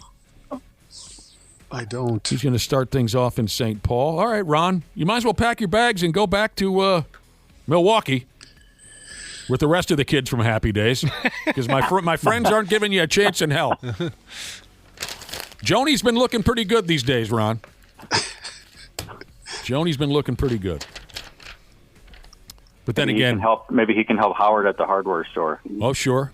Well, you're going to have to fight Chachi for Joni. So. Yes, you are. She's into him. When That's you right. look at me. Remember the song, Randy? I kind of do, yes. That hit single? I think maybe that song came to be Joni loves Chachi. When they what do they call it in the business, Josh? When one show becomes another, they spin-off? The spin-off to thank you. The spin-off to Happy Days, Joni Loves Chachi. We watched that. There was a scene, so did I. I mean, I loved there was a scene where there was an episode where they created a song together and they sang together, and I remember thinking, I wanted to be Chachi so bad someday. I wanted to be that. I thought he was cool. Yeah, and I wanted a girl just like Joni. I did. Now, speaking of poor pitching in big league baseball, for the Seattle Mariners and a pitcher by the name of Bryce Miller, when it rains, it effing pours for this Bryce Miller and the Seattle Mariners. Who, by the way, is not a bad pitcher. No? He is not. He has actually been pretty good the last few years. Well, but not the last week. He lost his second straight start yesterday by a huge margin. The Cubs beat the Mariners 19-2. Now, just 6 days ago, he was the pitcher for the Mariners when the Milwaukee Brewers thumped them 22-0.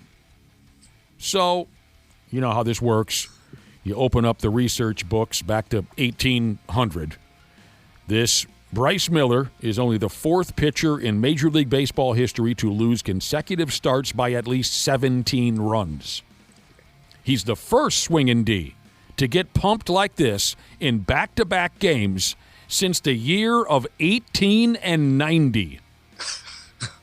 A pitcher by the name of George Van Hultren of the Brooklyn Wonders in 1890 was the last pitcher to get smoked that badly in back-to-back starts. And the funny part is the Twins tried to sign him hoping he would be able to turn his career around. Is that a true story? I think so. But they settled on Ron Marinaccio instead? I think so. Sunday, Monday, happy days. Tuesday. They should play what a that fun song. They should play that when he goes out to the bump. That should be his walk-up song. It so sounds like a cooler, older friend of Richie and Potsy and Ralph. Ron Howard, Donnie Most. Right. What the hell was Potsy's real name? Anson Williams. Anson was Potsy. Yes, that's what we're asking about, Brad. Ralph Malph was Donnie Most. Yes, we covered that. I'm sorry I blew up. By the way, I'm very stern on Happy Days trivia. I apologize. So, by the way, that Miller that you're talking about, he's given up 27 earned runs in his last 30 innings on the mound. Suck. But his ERA is only 4.12. So he's been very good, or he's been decent until this stretch.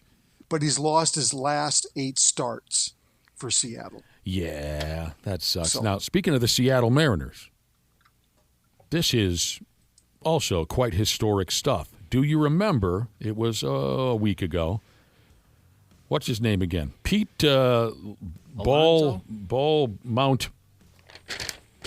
Pete Ball McDonough. The center fielder for the Cubs, Pete something. Crow Armstrong. Pete Crow Armstrong. Yes, Pete Ballmount. PCA. A week ago, Pete Crow Armstrong hits a leadoff home run and a walk-off home run in the same game. Remember that? Yes. And it was stated that no one had done that in 100 years or something. Now, the Seattle Mariners are playing the Chicago Cubs over the weekend, and Randy Arozarena for the Mariners hit a leadoff home run and a walk-off home run in the same game. So not only has one player done it this season, this almost impossible feat, now 2 players have done it, and I suppose there's a little bit of extra interest or irony that Armstrong plays for the Cubs, and then the Cubs had it done to them by Arozarena and the Mariners. You see where I'm going with that? There's a lot to connect there. Yep. Leadoff home run and a walk-off home run in the same games. 2 guys have done it. And you got to go back to 1957 or something, the last time a single player accomplished that. And Cubs fans got to be saying, Christ, we've seen some cool things this season. Yeah, that's what I love about baseball. We dive into there's things that happen that have never happened or haven't happened in a long time. Every year, there's always something. Mm-hmm.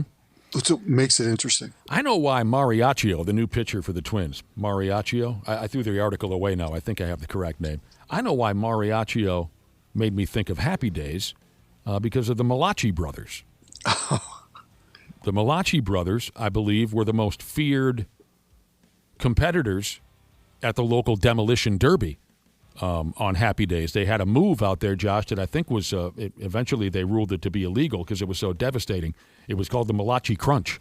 Oh, yes. Where one Malachi brother would be in one car and one in the other. Smash. And they'd crash it from either side. It was like a concerto. They would crunch the I love the concerto. Yeah. Oh, who doesn't? Yeah.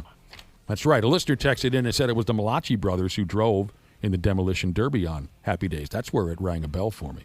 We got a lot of people out there. Didn't Fonzie turn the tables on them? He faked like a problem with the car? Well, I think he had sex with their mother. Oh, yeah. I could see why. Yeah. I think all of that was in response to Pinky Tuscadero. Pinky was a missile. Yeah. Yeah. Pinky was a total missile. All right, so catch me up on this now. The Timberwolves have been sold again? Yes. Yeah. Which kind of sucks because I was really enjoying the whole A-Rod and J-Lo ownership joke. And now J-Lo has been bumped out the way. Alex Rodriguez, well, he has he not? I thought he was still a part of it somehow. Well, yeah, but he's been bumped out of his top spot. He's a silent investor now. Right. Yeah. It's been Alex Rodriguez and Mark Lohr as the heroes of the franchise, right? They bought it, a year ago from Glenn Taylor? Officially, yeah. Officially made it a year ago. But now, Mark Lohr has sold his majority stake in the Lynx and the Wolves to some tech company maestro, billionaire, by the name of Mark Stad. Okay? So Alex Rodriguez will continue to be the face of the organization, but J-Lo's been knocked down a few pegs, and now it's this Mark Stad character. Anyone ever heard of Mark Stad? No, but this Mark Stad character was a silent minority investor previous to this. Right. He was part of the group, so he just basically switched places. Switched spots with J-Lo. Gave Lori $3 billion on his way out the door. Some good walking around money. Not a bad one-year investment, and then sell your controlling stock for $3 billion profit. Yeah, in 1 year. he spent more time in limbo as the owner than he did actually owning the team. Yeah, for sure. Yeah, Good and point. made $3 billion, not million, off of it. So And now he doesn't have to make the decisions. He can just sit back and enjoy the perks of being a rich NBA owner. Right. Here's what it says about Mark Stad in the article that I read. This guy jumps in and out of investments faster than Anthony Edwards can crush ass. That's pretty fast. Yeah. He is the founder of, Josh, have you ever done business with these people? Mark Stad is the founder of Dragoneer Investment Group, a hedge fund and venture capital company out of San Francisco. Can't say I have. No? So what you're saying is don't get too comfortable getting to know him because he's going to sell his stake within a few years? Maybe. Or maybe he'll move the team. The team. Don't. That's where my conspiracy theory brain went immediately. Because Mark always said, hey, as long as I'm in charge, I'll never move the team. And now he's not in charge. He's not in charge, and he can just reap the benefits when they move to Vegas. So there you go. I don't know if this will matter at all, but I don't think it changes anything. It's a thing. It's a friggin' thing. At this point. So from now on, since I can't do the A-Rod and J-Lo thing anymore, I'll refer to Mark Stad as Jay-Z. So now it's A-Rod and Jay-Z. Oh. Yeah. I don't know why I just selected Jay-Z, but that's where I'm going to go for starters, Josh. I'm not going to argue with you. Okay. Oh, speaking of the Timberwolves, I guess this is the price you pay. This is the price you pay for being one half of the legendary Bang Bros. Man, those guys are cool. Anthony Edwards and LaMelo's Ball, of course, make up the Bang Bros. And they're doing damage right now, I promise you. This is the price you pay for a sling and rod from coast to coast. I read that Anthony Edwards is now on the hook for $14,000 a month for a kid that he's never met before. Oh, boy. Big, Is messy. it possible that he was like practicing fadeaways when he should have been in sex ed class? I mean, there's ways to avoid this kind of thing. Relatively easy, as a matter of fact. And I remember they teach you kind of early on, too. Well, I failed sex ed, Josh. You did? Me and a buddy of mine, we failed sex ed. 9th grade, we were thrown out of class. And I said, boy, that teacher, I'm going to get her someday, for failing me at sex ed. And my buddy said, yeah, man, someday we're going to kick her right in the nuts. Oh, no. So, big messy thing. I mean, not that it's any of our business, but I thought it was kind of interesting that $14,000 a month, some ex-girlfriend of his, and he says he's never met the kid before. The amount is determined based on his monthly income of nearly $4.8 million a month. F me running. That's pretty good. I'll skip sex ed to practice my fadeaways any day if I'm going to get $4.8 million a month. He's got a few babies running around, I guess. What's his name? Edwards, one half of the Bang Bros. Man. A lot of guys out there have a story or two about slinging it and watching your money disappear. Oh, yeah. Yeah. He's not that old. He's have to slow down a little bit. Oh, yeah, he'll dial it back when he gets into his mid-30s or something. Hopefully he figures it out. Here. Yeah, he's on a hell of a pace. I always like the Fonzie jumping the shark episode. Of course. It's an all-timer. Yeah. Yeah. Yeah. Appreciate you bringing it back to Happy Days there, Brad Ryder. That's a great I do. show. Yeah. Jumping the shark. Everybody knows that social media is just toxic all the way around. Sure. But Henry Winkler is one of the few bright spots. A lot of people log on, they want to fight, they want to argue, they want to talk politics. Henry Winkler just posts a photo on Random Tuesday of him holding a big bass he just caught. Just fun stuff like that. Yeah, it's nice. You it's hear refreshing. other actors say he's the nicest guy in Hollywood. And I love to hear that. He's gotten a lot of bit parts over the years, I think, because of that. I think because he is not only a good actor, but I think a lot of people respect him in the way he is. I just watched the movie Normal a couple weeks back, and he's in there as the mayor. I think you'd like that movie, Nick. I love Henry Winkler. Like Mr. T, I think of him as one of the greatest living Americans. And the world will stop spinning for a second or two when Henry Winkler is gone. I've been in love with that man since I was a kid. I think very fondly of him. Josh, did you watch Barry? He was fantastic in that. No, Yes. I've heard it's a good show. Yeah. It is a good show. Yep. But, back to Anthony Edwards, pumping back and forth from coast to coast and making babies like a lot of young guys do. It reminds me of one of my old drinking pals. He would fire down with anybody and anything, it seemed to me. He loved to bump, Cubby. And, a couple of babies happened, and these were one-night stands. You guys know the whole schmear, right? And now all of his money gone. He's sharing children with a lady he can't stand, and the feelings were mutual. She couldn't stand him either.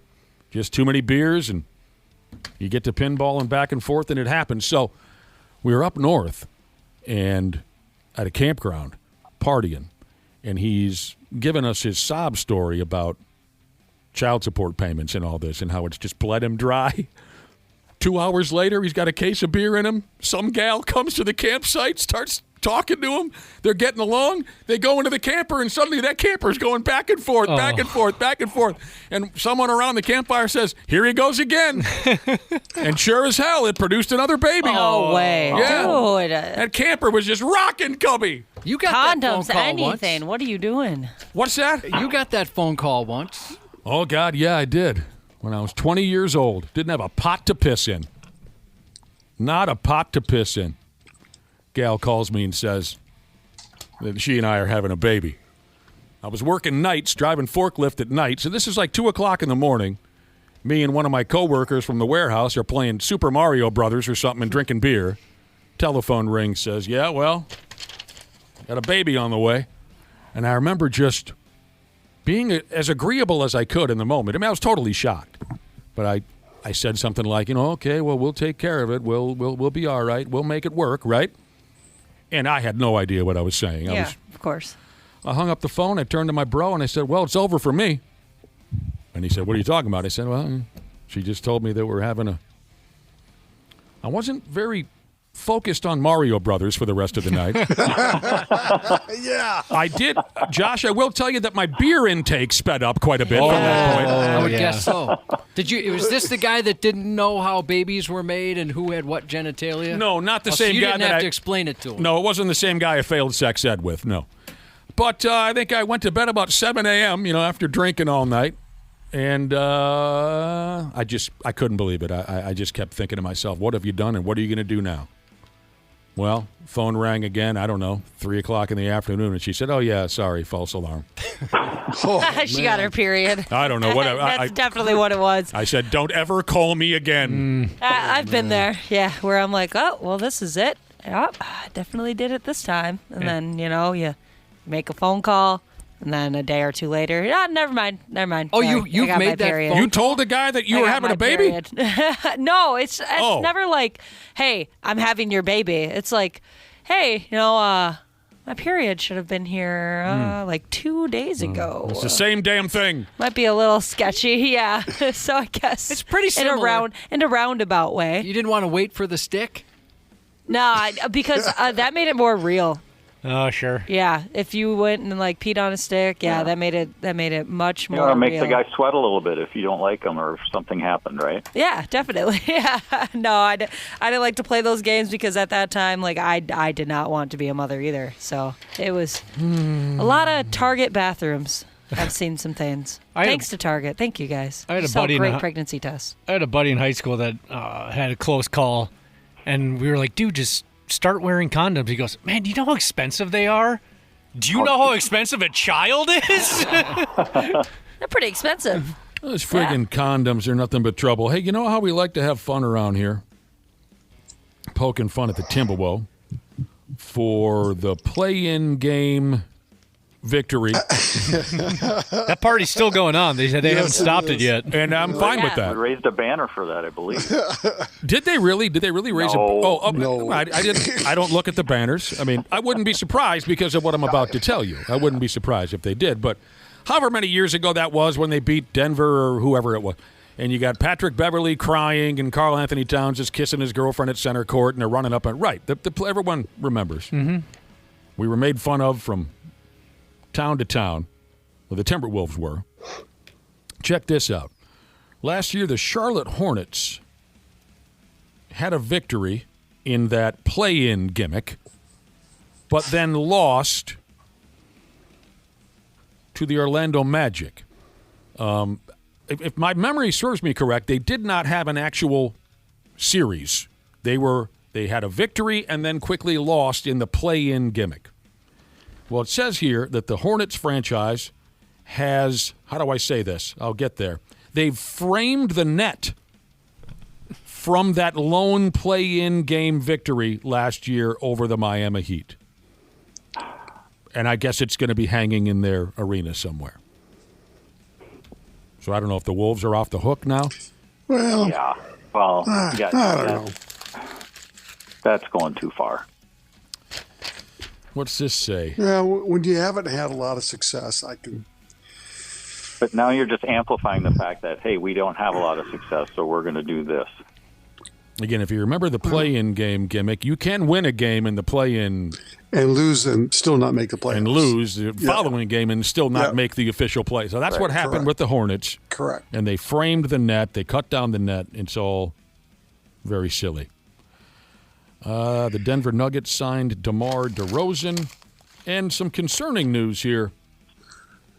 The Walter Cup, which is the Stanley Cup of professional women's hockey, which this year was claimed by the Montreal Victoire. The cup is missing. Nobody knows where it is. What?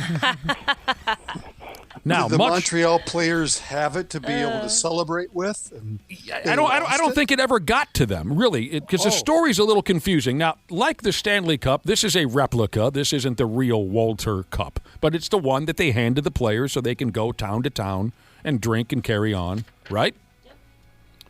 It says here that I think that the Walter Cup was being shipped to Montreal, and when they opened up the container, there was nothing there. Uh-oh. Nobody knows where it was last seen. The Professional Women's Hockey League does not have a designated keeper of the cup like the NHL does. So they don't know where the hell it is.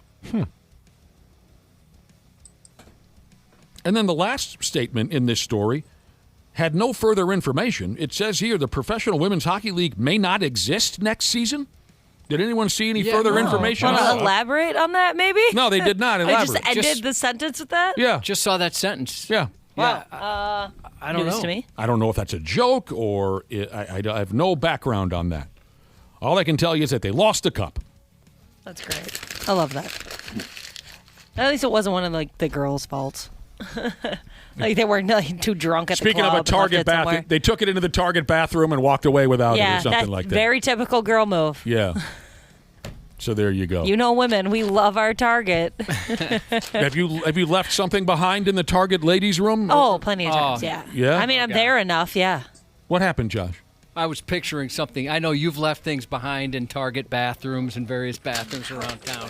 Oh, no. Oh, boy. No. Target's not the place for that. Oh, are you kidding me? You take that somewhere else. Oh, God help us. All right. Maybe we should go back to Happy Days. Happy days and a 3, 4, 5, 6 happy days. It's Joni's fault that Arnold's burned down, by the way. Oh, I don't recall that. What happened?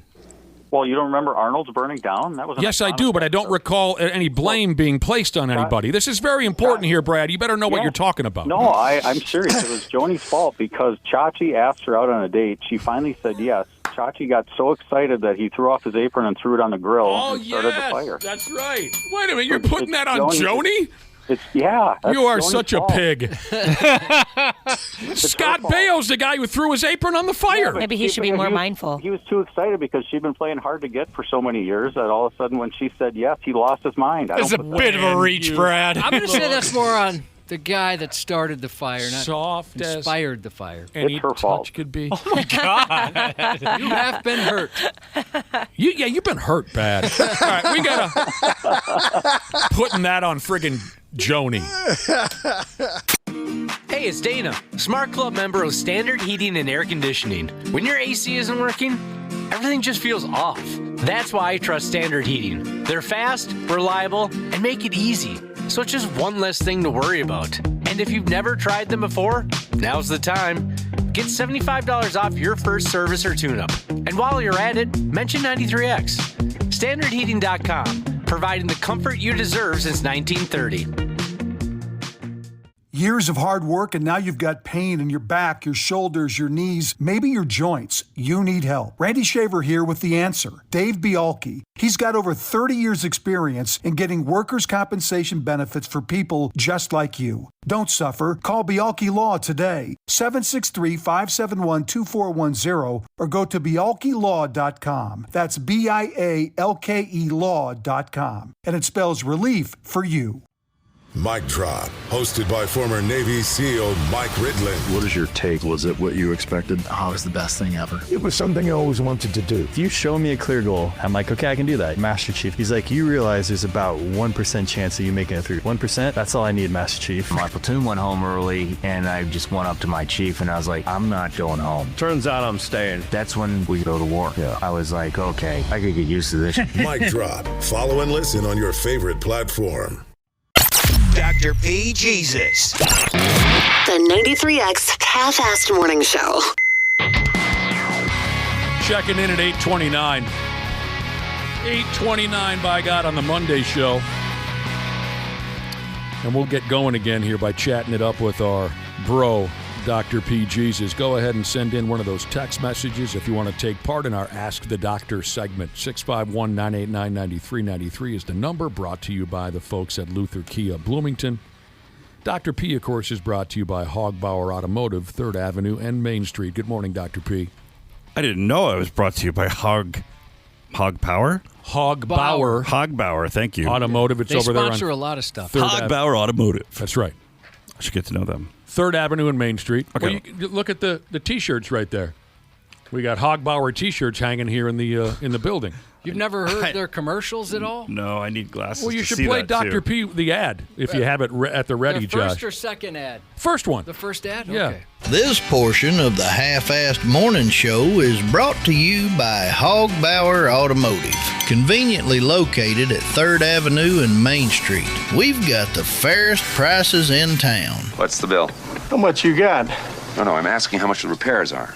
I'm asking you how much you got. As you heard, all services are haggle-free. Look, I don't have time to play around, okay? So how much is it? All of it, boy. Mention 93X for our special on premium blinker fluid. We got a jingle. That is. Visit hogbauerautomotive.com or I got ripped off at hogbauerautomotive.com. So they're a big sponsor on the program. They even happily sponsor your segment. Yeah. And they've become so popular, we'll be selling Hogbauer Automotive T-shirts at the State Fair this year. They're very appealing. I'm going to have to go check it out. Yeah, And those again, are nice shirts, aren't they? Beautiful shirts. The slogan, it's not how much, it's how much you got at Hogbauer Automotive.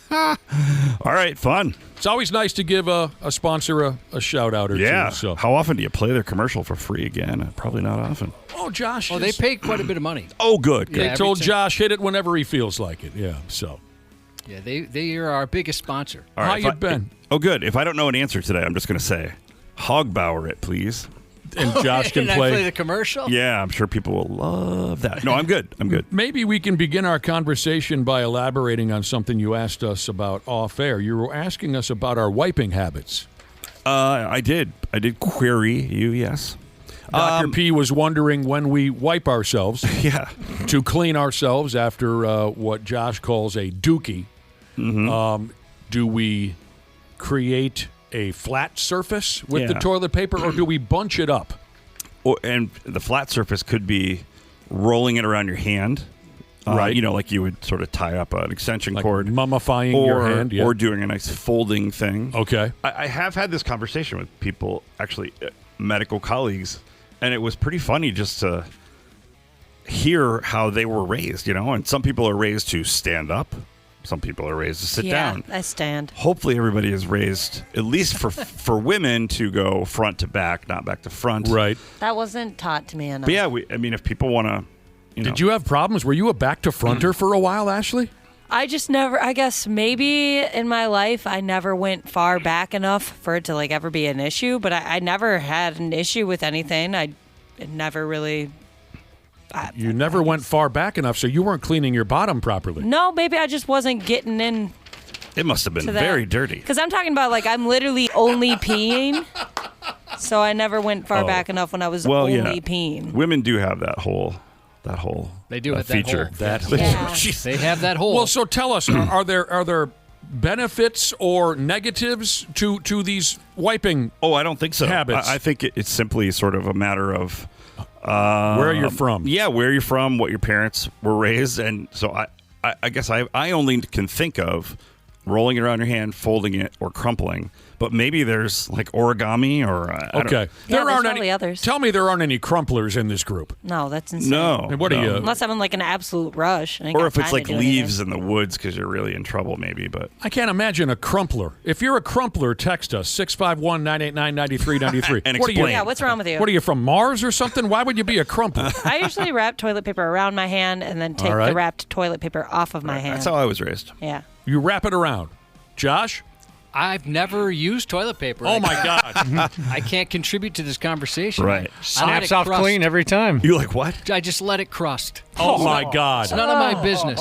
It's none of your business. Whose business is it? Yeah. It's not my business. What's going on there is not your business. I've told you before that I keep the toilet paper companies in business. Yeah. I create more or less every time I create damn near a pillow in my hand.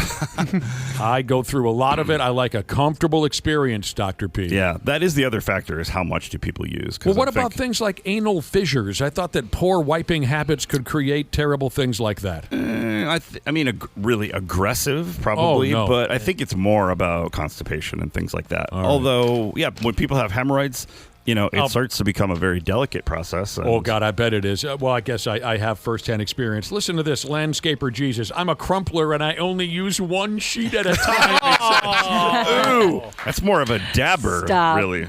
Folder, not a water, says Medical IT. She's a folder, not a water. Folder. WADDER, water.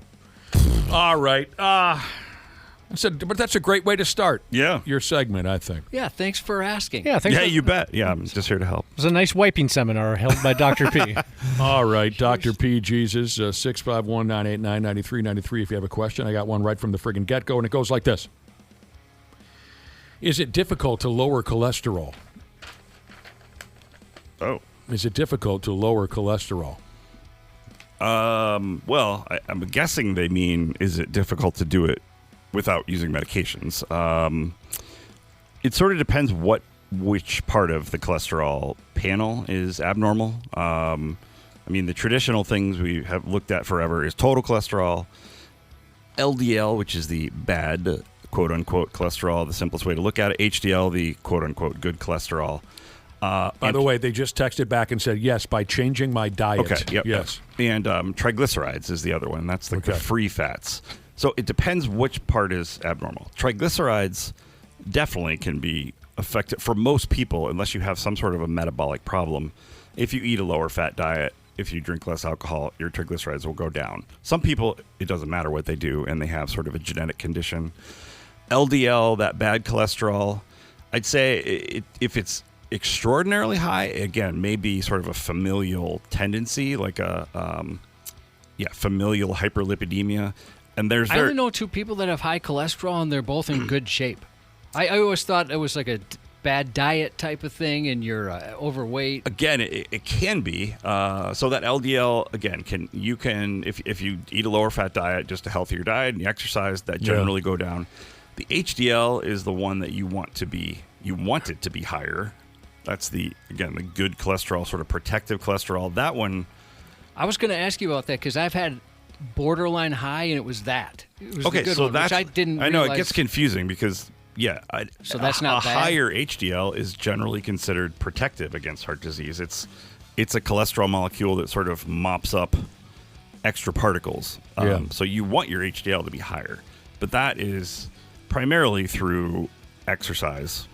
Basically, I mean, people who are, long distance runners. I've seen those numbers, and sometimes they're so high, even I've had to look it up to see, is this too high, or even talk to a couple colleagues, because I don't think it can really get too high because it's supposed to be doing a good thing, but.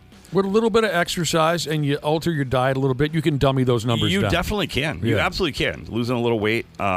Smoking meats and clapping cheeks. Jesus said his dad ate oat bran for breakfast every day, and that got his down. Yeah. How about that? So My mom took you one can do of a lot. those like GLP-1 things, and when she went back, they were like, your stuff is incredible. Like, they were like, whatever you're doing, what is a keep doing it, lady. GLP-1? What is that? That's the weight loss. It's like the weight loss trend thingy right now. Yeah. Ozempic. So, it helped her a lot. Yeah, weight loss is probably the fundamental thing for much of that.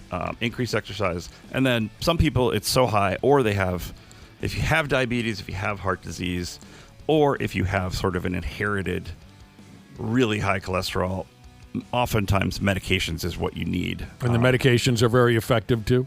They really do work quite well. There you go. Yep. Appreciate you texting in. Along those lines, I don't know if you've learned more about Ozempic or one of those types of drugs.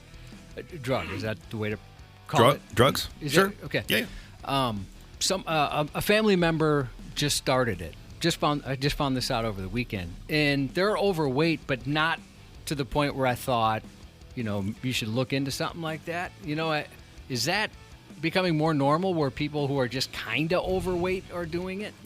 Well, absolutely. It seems extreme, but I don't know enough about it. Yeah, it's, I think in terms of FDA approval, it's typically a body mass index of 30 or higher, or I guess above 30, basically. If you don't have any other, you don't have to have diabetes or heart disease or anything like that to qualify for that. So that's not necessarily that high of a body mass index. If you're above 27 and you have a risk factor like heart stuff, then you'd qualify. So it's not like what we would call morbidly obese people, 40 BMI, which is usually what you need for more like bariatric surgery. Sorry, that's not really true. It's 30 as well. But people who get up in that 40 range, I mean, they're quite profoundly overweight. But the benefits of these meds, again, it's like an evolving thing. It seems to be probably helpful for a number of things, and so people with lower BMIs are starting to use it. Maybe not covered by insurance, but it's become more accessible. I mean, it's really not that heavy. It could stand to lose a little weight, but I just thought that was kind of more for extreme situations. Yeah, and a few people are texting in saying not necessarily. It's widening up. Again, it may be something that if you want to be doing it and you're not meeting the standard criteria, you may need to pay for it yourself. But the drug companies have set up some less expensive ways to do that. I mean, the government is sort of sponsoring lower costs for some of these medications, at least for now. So I appreciate it. They're accessible. Dear Dr. P. Jesus, we're talking to Dr. P here, James Parnell, 651-989-9393. He's a real doctor. If you want some advice, you can go ahead and text the program. Dear Dr. P, I have a small brown growth on my side where my abs used to be. Been there about a month or so. I haven't noticed that it's grown. Can my regular doctor finger that out, or should I go straight to a dermatologist? You can absolutely go to your regular doctor. I mean, we're not skin specialists.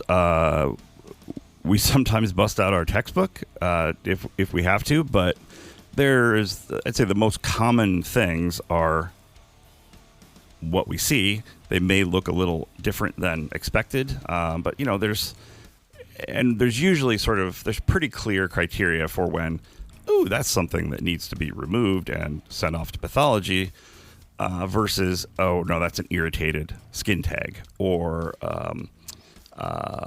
basically just something that's completely benign. Right. And oftentimes things are benign. Yeah. If it does look concerning, then depending on how big it is, oftentimes primary care, basically we can excise it. He says it's about the size of a foot. I'm kidding. Yeah, that's large. But yeah, it can be, basically if something's removed and it's then found to be a cancer, whether it's like a basal cell cancer, which is sort of the preferred kind of skin cancer because it doesn't become metastatic, you still often go back and have to remove more tissue later. Okay, yeah. It's a lot easier to get a regular doctor appointment than it is a dermatologist. It is profoundly difficult to get into a dermatologist these days, yeah. I had to see one. It took a year. Yeah. Holy smokes. And I'm imagining that's on the extreme end, but I had other people say, no, that's average. Right. It can be bad. I mean, they've started to offer, some sort of video visits, or the dermatologist can do a consult with your doctor. But if it turns out to be a melanoma, then you absolutely will need some other things done, but they can be done. So yeah, it totally makes sense to start there. They carve it out of there, and maybe in time they got to go back once or twice just to make sure you're cleaned up. Yep. Well, we got to take a break, Dr. P, but on our way out, would you like to hear our second Hogbauer Automotive ad? As well. Josh, could you, just give me 1 second to switch screens. Because there are two separate Hogbauer Automotive ads that sponsor our program. 3rd Ave and Main. Yeah, 3rd Avenue and Main Street. Hogbauer Automotive, 3rd Avenue and Main Street. This portion of the Half-Assed Morning Show is brought to you by Hogbauer Automotive.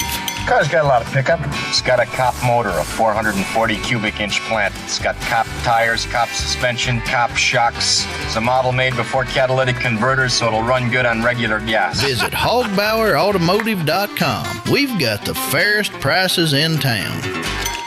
Love it. Hi, everybody. Dr. P. Jesus, welcome to the Half-Assed Morning Show. 93X. Where am I? And we're back with more from our wonderful guest, Dr. P. Jesus. Go ahead and ask the doctor. If you can text us real quick, we're at 651-989-9393. Let's squeeze in a few more questions for James. Well, this is a hell of a deal. A week ago, a listener says, I got bit by a dog. Oh, no. I got stitched up. It was a forearm injury, but I'm still feeling some numbness in the area. What do you suppose is happening there? Got stitched up. Could it be the stitches are still kind of tight or something? Or the dog's venom? Yeah, right. Those certain breeds that have the venom are... Yeah, probably. They're nasty. It's those dogs that stand up and are like... Yeah. I guess it would depend on whether the numbness is right around where... Because they wouldn't normally do stitches for a dog bite. Oh. Because you don't want to close it up. Maybe he went to Hogbauer Automotive for that. You never know what they're going to do. Did you hear about their tire special at Hogbauer? No. What do they got? If you buy 3 tires, they give you 1 tire. That's a really good deal. It goes through the rest of the month. That's awesome. I can't wait to go there. You're going to love it. I need directions. 3rd Avenue and Main Street, dude. Okay, thanks. Yeah. If there's numbness around the bite, that would be a little different than if there's numbness like down the arm. Okay. But superficial nerves will get irritated or injured, with an injury. But particularly if it's numbness further down the arm or hand, then that's a problem because that means a more significant nerve was injured. Yikes. If there's any doubt about how a dog bite is doing, I would not hesitate to go have someone look at it because normally you're fine, but you can get some crazy infections from animal bites that it gets into the lymphatic system and it just starts spreading up the arm. Oh, geez. So, you don't want to fool around with it. All right. That don't sound good. Filthy bastards. Yeah. I don't know if this is from a gentleman or a lady. Mm-hmm. They got a vasectomy on the 28th of last month. I think I can guess. Still, you're a doctor. It doesn't count. Still having some random pains while moving or working. Is this something I should reach out to my doctor about, or will I be okay? Last month, is that what you said? Yeah, almost a month ago, 28th. No, I think that's probably not. I mean, I would never hesitate to have you reach out to the doctor if you have questions, for sure. I mean, so if you're worried at all, do that. I don't think it's unusual to have some little twinges of symptoms because there's not much of an incision and they don't do a lot, but things get a little pinched and squeezed, and particularly if you don't really follow those instructions for the first couple days and really take it easy and ice and elevate your scrot, then you may have some more lingering discomfort. If it's getting worse, if there's swelling, if there's redness, or if the pain seems more than just a little irritating, I would not hesitate to reach out and have them take a look. My scrot. Oh, yeah. I liked the way you said that. Scrot magoat. This is friggin' Scotty from Star Trek. Now I'm inspired to use accents now that you're throwing the Hogbauer around. This is perfect timing. Oh, good. That Josh just asked about a vasectomy. You said something about pinching and this and that and the scrot. Because a real general question here, well, there is some elaboration. Dr. P, you ever seen a terrible injury to a penis? Now, the listener goes on to say he knows somebody who had his pecker pinched between 2 heavy wooden dressers. Oh, geez. How do you find yourself in that scenario? Moving furniture while wearing sweatpants. Yep. I thought it was like hiding when her husband came home. Oh, dude. Oh, man. They say in this case, it was damn near cut smooth in half. Oh, my God. So they want to know if you've ever seen anything like that. They're having a fun time, I guess, joking around about this guy's penis. Yeah, they want right. 2 big wooden dressers just went pop, I can't pop, imagine pop. the pain. No. The old Rodney right in between the 2. I have seen, I'll use the word again. I've seen some scrot injuries. You have? Like some tearing of it. I don't like the word tearing that close to the word scrotum. Yeah, no, most people don't, right? What, like a bicycle injury or a car crash? Or I can't remember what it A pissed off ex-wife? It must have been like a bicycle or motorcycle or something. But yeah, just because the testicle was sort of falling out. It was. Yeah, but no, I haven't seen a bad penis injury. Okay. That would be a very bad one because it could be. I can't even imagine. Like getting your finger pinched in a door where it's not too bad, or it could be where you break and crush your finger and your nail falls off and your penis doesn't have a nail. So other things happen. Other things are falling off. When you saw this broken scrotum, you put the testicle back in there. Mm-hmm. And then they went up to the operating room, but your job was just to place all the working parts back in to where they belong, and someone else had to sew them up. Yeah, Okay. I mean, I was a medical student, so my job was just to stand there and not pass out. Mostly. Okay. Yeah, that must be difficult that time. We got a scrotal injury. Get James in here. Yeah, the worst. The worst ones that really bothered me were hand injuries from like lawnmowers and Really? Yeah, but there's some nasty stuff. because they've got it. They come in wrapped up in a towel, and you're sort of like, Oh, you know it's going to surprise like you. it might not be bad, but Sounds bad. damn, that's really bad. Yeah. And people are kind of in shock a little bit, like so. Yeah. Like, they got their missing digits in their other hand, kind of, or it's just it's I don't know. There's something. I bet that is crazy Very few things bother me, but that was always like it's just so misshapen, and you're like, oh god. I bet that's crazy, but like kind of fun at the same time when you guys have somebody come in and they have a a towel covering something like some area on their body. Yeah, and if you know what you're doing, I All imagine right. there could be some fun involved. Let's see what this looks like. Let's see what we're going to get surprised New with. guy in the corner puking his guts out. Yeah, I think it's just it's because depending on how bad the injury is, are your fingers gonna survive, or who all needs to get involved in this? Is it, wow, you need a hand surgeon, or actually you don't. Priest. We're just gonna amputate your fingers right now, and it's just a weird, that moment of like I don't know how bad the news is going to be for this poor person. Yeah. Here's I like this one about scrot injuries. Said my dumbass uncle ripped his scrot wide open jumping off a canoe as a kid, caught it on the front, nuts everywhere. Everywhere. Floating in the water. Yeah. Like a life jacket. You know the little, term. little muskie comes up and just swallows that sumbitch. Oh, This man. term is so perfect and disgusting. Yeah. But the term degloved, where everything comes off the hand. Oh, yeah. I saw the equivalent on a leg once. It was horrible. And it was canoe based. We used to jump off this bridge all the time, and there was the bridge was basically a tunnel connecting a couple of lakes, and we used to jump off it the first day of summer, and you always wanted to be the first guy to do it. So, but usually one person would go on the other side and check. Clear. Well, he didn't wait. He wanted to be the guy. He jumped and went right through a canoe. This poor couple were just trying to have a romantic date in a canoe. He went through it. That sucks. Took all the meat off his right Just leg. peeled the skin off. Oh, it was horrible. Did those- it looked like come a on. Jaws movie in there. Did those two people just sink to the bottom of the lake, or what? No, well, as far as the canoe, I mean, they just got out. They just got out It and was just swam like a for little it? channel. You can, I'd say maybe 7 feet deep total, maybe 8. It wasn't too There deep. goes their friggin' canoe. It was to So the point where pissed. you had to angle just perfectly so you didn't crash into the bottom. Oh, geez. I got to worry about this guy. A teenager-sized hole in their canoe. Yeah, it was gross. That's horrible. F me running sideways. Rusty Doc, Nuts Jesus just sent in a photo. He had to have his pinky amputated due to a tragic pumpkin carving accident. Oh, man. Oh, Well, man. I've opened up my hand a couple One of times. my pals almost committed suicide in front of his daughter carving a pumpkin. Just like sliced himself by accident. Yeah. And he sliced himself the long way down his wrist. Yeah. No. Of course, Yeah. he's got 6-8 drinks in him. He doesn't have those cute little tools now that they hand to kids for carving pumpkins that you can't cut yourself Yeah, with. He's got a freaking X-Acto knife or Right. something. He's got 6-8 drinks. He slips and he suicide sliced his wrist. Blood spraying across. He passes out. Oh, it's terrible. His daughter refuses to have anything to do with Halloween anymore ever since that happened. Horrible. I faked that once and I traumatized the kids. I can't imagine that in real life. Oh, really? You put a comedy bit on for Yeah. him? Oh, really? Like you had like Oh, and- fake blood and everything? Oh, yeah, my daughter still brings it up. That's She was awesome, probably... You sold it well? Yeah. I used to prank them a ton. I'm getting old. I don't do that Were anymore. you My carving a son- that pumpkin was boring. and you did it? Yes. Wow, that's Yeah. cool. This was, I don't know, she must have been 5 or 6.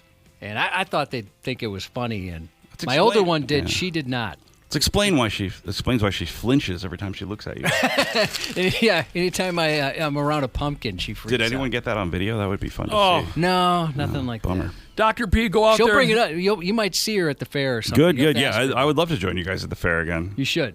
That'll be this Saturday. We have 2 appearances at the fair this year. This Saturday from 1 to 3, and then the second Friday we'll be racing out there as soon as we're done with our program. You pick whichever one. Both. Okay. We'd love to have your company out Saturday, there. definitely. Get her done. It was fun having you last time. Yeah, it was fun. Get her done. Happy belated birthday to Anders. Turned 16 yesterday, going for his driver's test today. Good luck from Dad. Tripping trash and tapping ass Jesus. Tipping trash and tapping ass Jesus and your friends here at 93X. Happy birthday to Francesca. Turning the big 03 today from Dad, Muscled Dilf Jesus, Remy, Ryder, Reese, and Angelica.